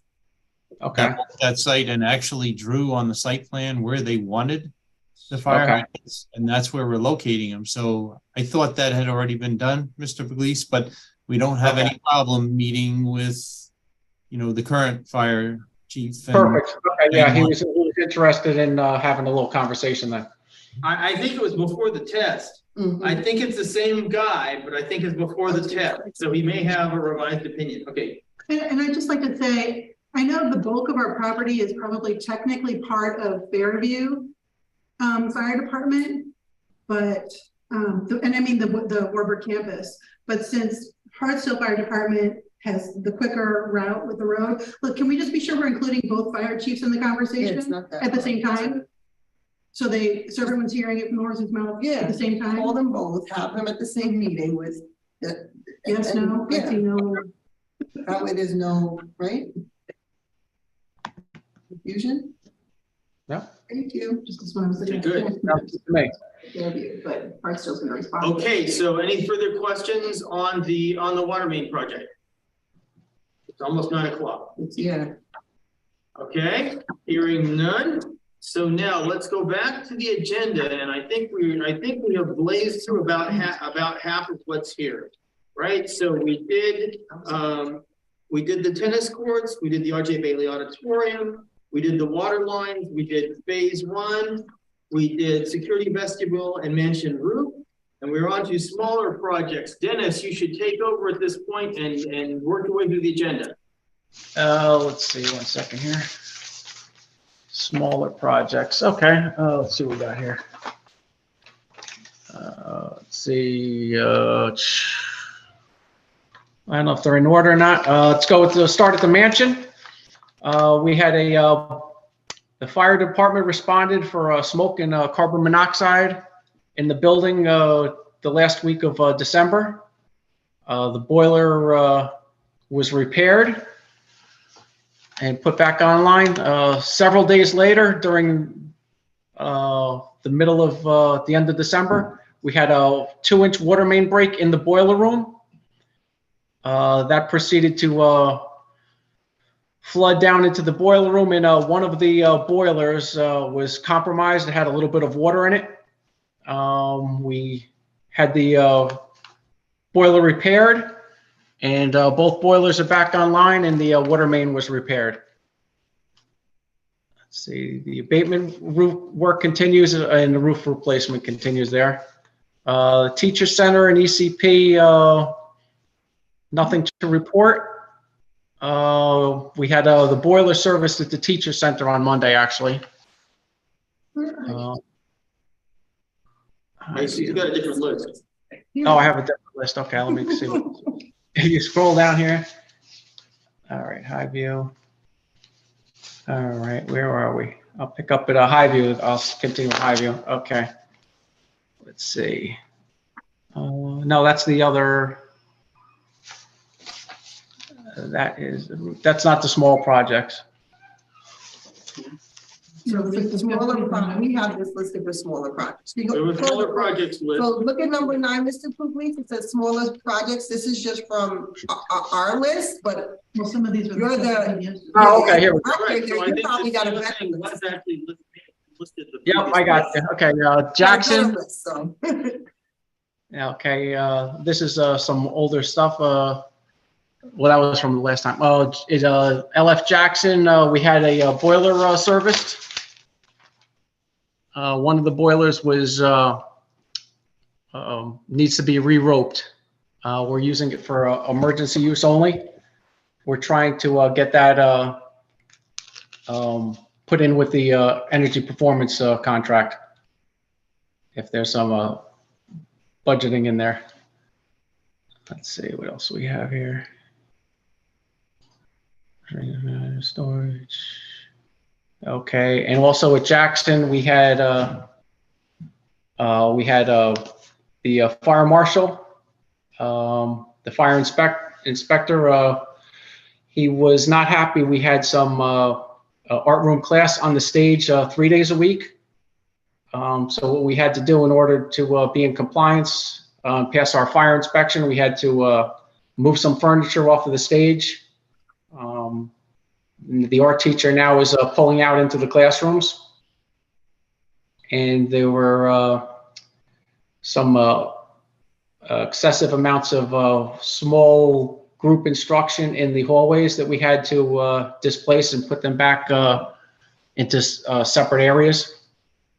We did have the re-inspection for the fire inspection today, and we did pass, but we do need to make some provisions for storage. It's not that the building is the building is just there's too many students in the building and not enough storage space. It's not like we're harboring things around, but there's just no room for even like equipment. We're gonna have to propose some storage containers or something, C boxes. We're gonna be reaching out to BBS to help us out with some storage solutions in the future here. Mr. Pugliese, I was gonna ask that, some sort of storage container. We don't have to wait forever for those, do we?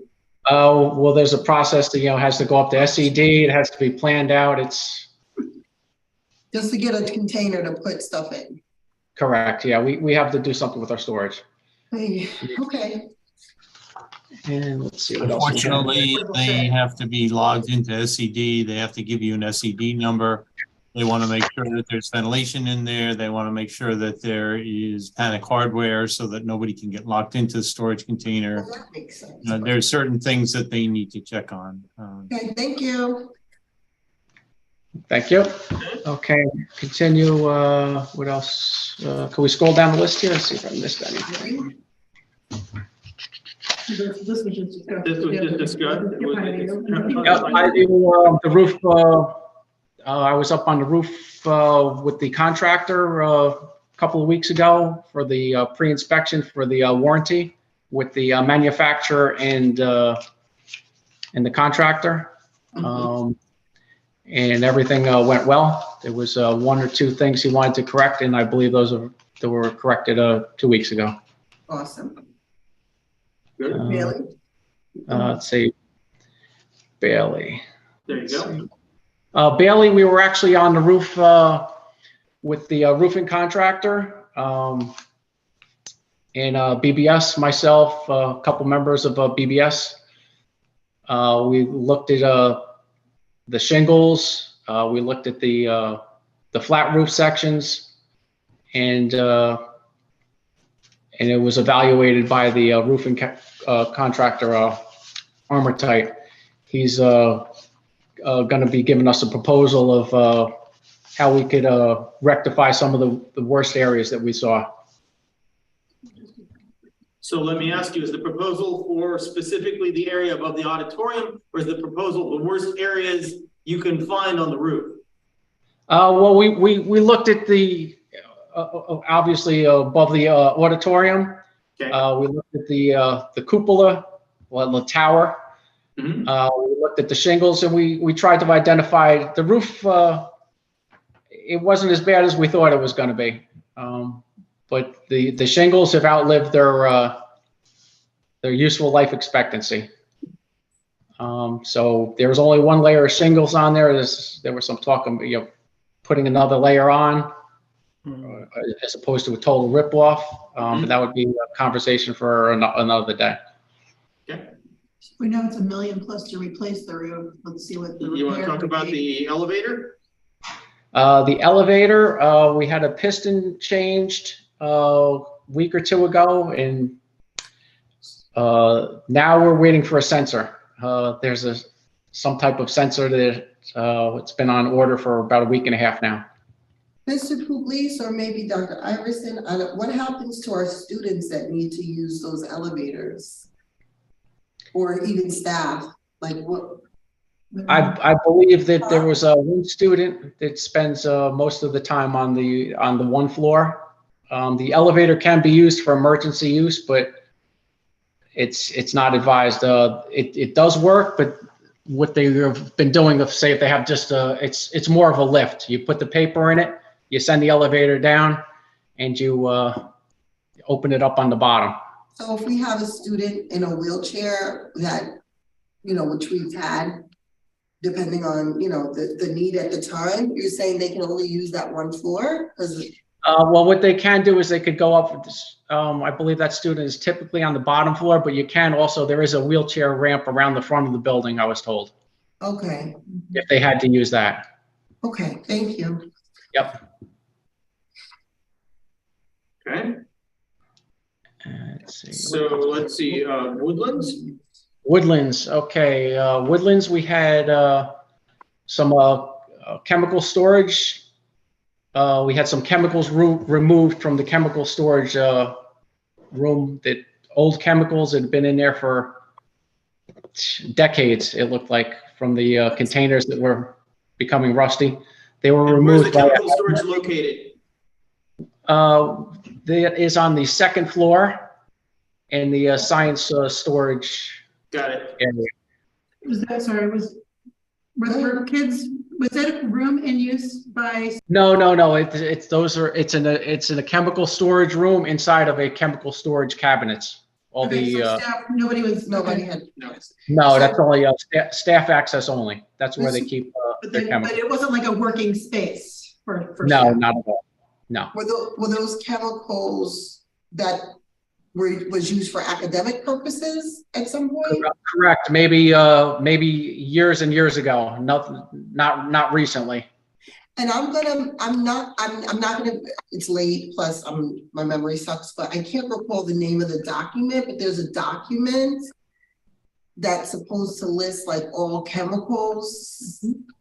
You're saying, do you remember the name of it? The name of the name of the chemicals? It's supposed Isn't to that list the MSDS sheets? some sort of No, sheet. no. They were all categorized. They did a.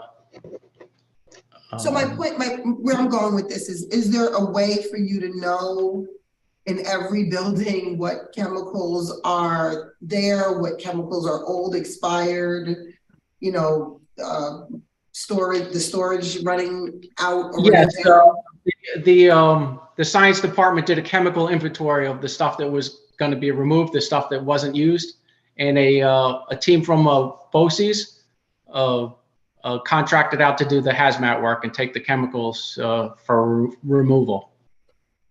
Thank you. Yeah, the science department did the chemical inventory of all the chemicals. Okay. And identified the ones that we wanted to remove. Thank you. Yep.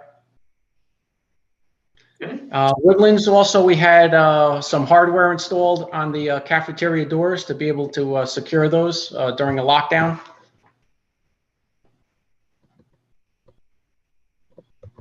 Good. And that's pretty much. Ms. Raymond, I'm assuming all staff was trained on the fact that they're there and how to secure them, correct? They were literally just installed. I don't know if Mr. Smith has done any training. Have you, Mr. Pugliese?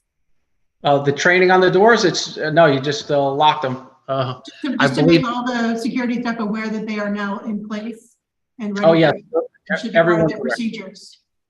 Okay. Yes, they all know that they're in place. We spoke about it the other day with all of them in the comments. Awesome. Okay, thank you. Okay. Bathrooms at the gym? Bathrooms at the gym. Actually, I had a contractor come out, and that would be a summer type project, especially dependent on the budgeting. But I did have a couple of contractors come out. I had Renew Milburn come out and measure the 2 bathrooms, and they're going to be giving me some quotes on those 2 bathrooms outside of the large gym area, the boys and the girls. Yep. Okay, what else we have here? Mansion, I think we talked about. Bus garage, we're in the bus garage. Bus garage. Yep, the bus garage, we have the roofing contractor was up there. We had 1 or 2 leaks around the antenna area.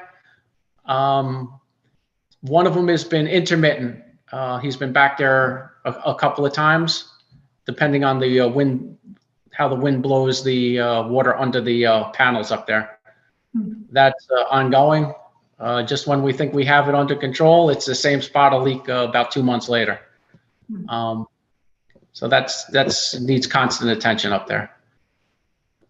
It's one little spot in Mr. Gunn's office.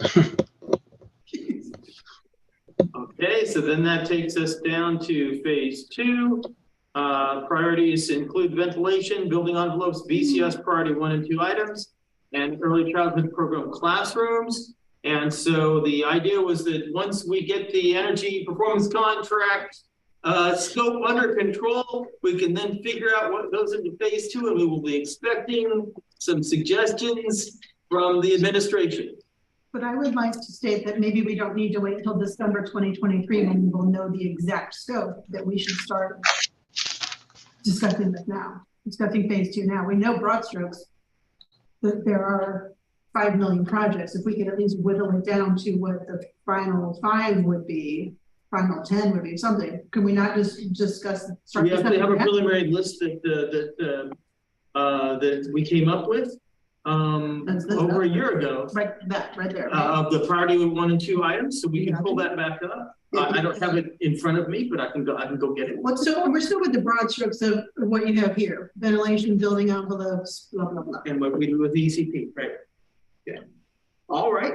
I will work on that for the next meeting. But I can't make the proposal. Agreed. The administration has to make the proposal. I don't wait I'll bring see everything that's there, and then the administration has to say, okay, this is what we want to push for. Megan. When we talk about ECP and we talk about phase 2 and a bond proposal, are we talking about an expansion at LFJ that is clearly very squished at the moment with the 5 ECP classrooms? Especially since our enrollment is starting to come back up. It's things got a little easier, horrible for this horrible reason of COVID. And now the enrollment's starting to increase again, right? If you look, we're back up in the high 1700s. So yeah, we definitely need to look at that. Okay, because I know that your preference seems to be to put those classes back in the mansion, which would create a 3rd site for ECP.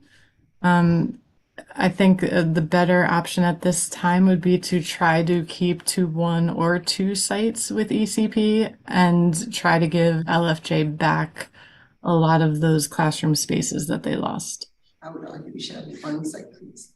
So I think these discussions need to start happening. I don't think we need the. All right, so that's topic for discussion at our next meeting. I mean, these are things we need to discuss for sure. Okay, very good. Are there other topics that we wish to discuss at this point? Other concerns? Yes, I have. Yes, I have. Yes, I have one. Okay, go ahead. Opportunities for better communication between the town and the school board. I recognize the separate entities, but there are many things that the town is doing or the school board is doing is of common interest. Now, we talked today about the sustainable energy projects that's taken place in the school. The planning board established a sustainable energy committee, and we'll be looking at all sorts of sustainable energy projects. We'll be hiring consultants, and all the it's all public information, but all the school board have to say once a quarter, just make a phone call to the commissioner, Garrett DeCane or Aaron Schmidt, and just ask, could I have a dump of all the records for the last quarter? And that will just give you information. So there's no point reinventing the wheel. So I think we should be doing things like that. The sidewalks that came part of Juniper Hill extension, that was an excellent combination of active participation by David Warner, the church, Johann Snag, who is the vice president of the Juniper Hill Association, and on the planning board. And we all pushed to get that sidewalk in, because the original plans of the golf course was doing nothing to that road. But by working together, we're able to establish that. So last night we had Coca-Cola in, because Coca-Cola, this will be the first plant of its type in the United States. They did it in Europe. It'll be a sustainable plant that will generate its own electricity, generate heat, be able to augment cooling, And the end product is carbon dioxide, which they capture and use that to carbonate their beverages. I mean, it's a fantastic project, but these are some of the things that's going on, and just sharing whatever information we have, you could get it, you know. So I think if we establish that communication chain, I mean, David already have worked with both Garrett Duquesne and Aaron Schmidt, and I think all our records on the battery storage law, David requested, and we gave him the whole dump of all the information we had. Some you could use, some maybe you can't use, but at least the information is there. So I think we should make sure we establish that communication chain, communication connection with the Sustainable Energy Committee of the Planning Board. The other thing that was done, I don't know if it's still being, if we're still actively doing it, but a service that is available to the school board, Hackley, from 10 years ago, they wanted to put a little walkway in the wetlands, which we don't allow for walkways in the wetlands. But they argued unsuccessfully, said that that was for their students so they could get further into the pond to run experiments. And so we gave them that permission with the proviso that they had to write a report on all the work that they did during that year, give it to the planning board, and that report is available to any school district in Greenburgh. So that report is available. They have to file that report in June. And so over the summer, you just, July or whatever it is, you get that report. Hackley is a rich school. They put plans, a 10-year plan. I would estimate they invest in $4 to $500 million in that campus. So, you know, they're able to run all types of experiments that our district cannot afford to do. But at least that information is there. Maybe you can look at that and do some of the things that will be applicable to us. So that's another thing. The other contact you should make is with Jerry Burns, who is the Commissioner of Parks. He just got approval to build, I think, 4 or 6 tennis courts or courts in the town. He has a lot of experience building tennis. Just give him a call. He might have information we could use, he might not, but at least it's a resource. And all it takes is a phone call, and he is extremely cooperative, and you just pick his brain. So I'm saying these are some of the things that are available from the town. Yes, we're separate entities, but that does not mean we have to work in silos and reinvent the wheel. So that would be my advice, that we do that. Thank you, Mr. Simon. Thank you, Mr. Simon. Are there other comments or questions or issues that people wish to bring up at this time? Do I hear a motion to adjourn this meeting of the Finance and Facilities Committee? So moved. Second. All in favor? Aye. Opposed? We are adjourned. Thank you, everybody. Thank you. As always, And thank you for your help, everybody, staff, volunteers.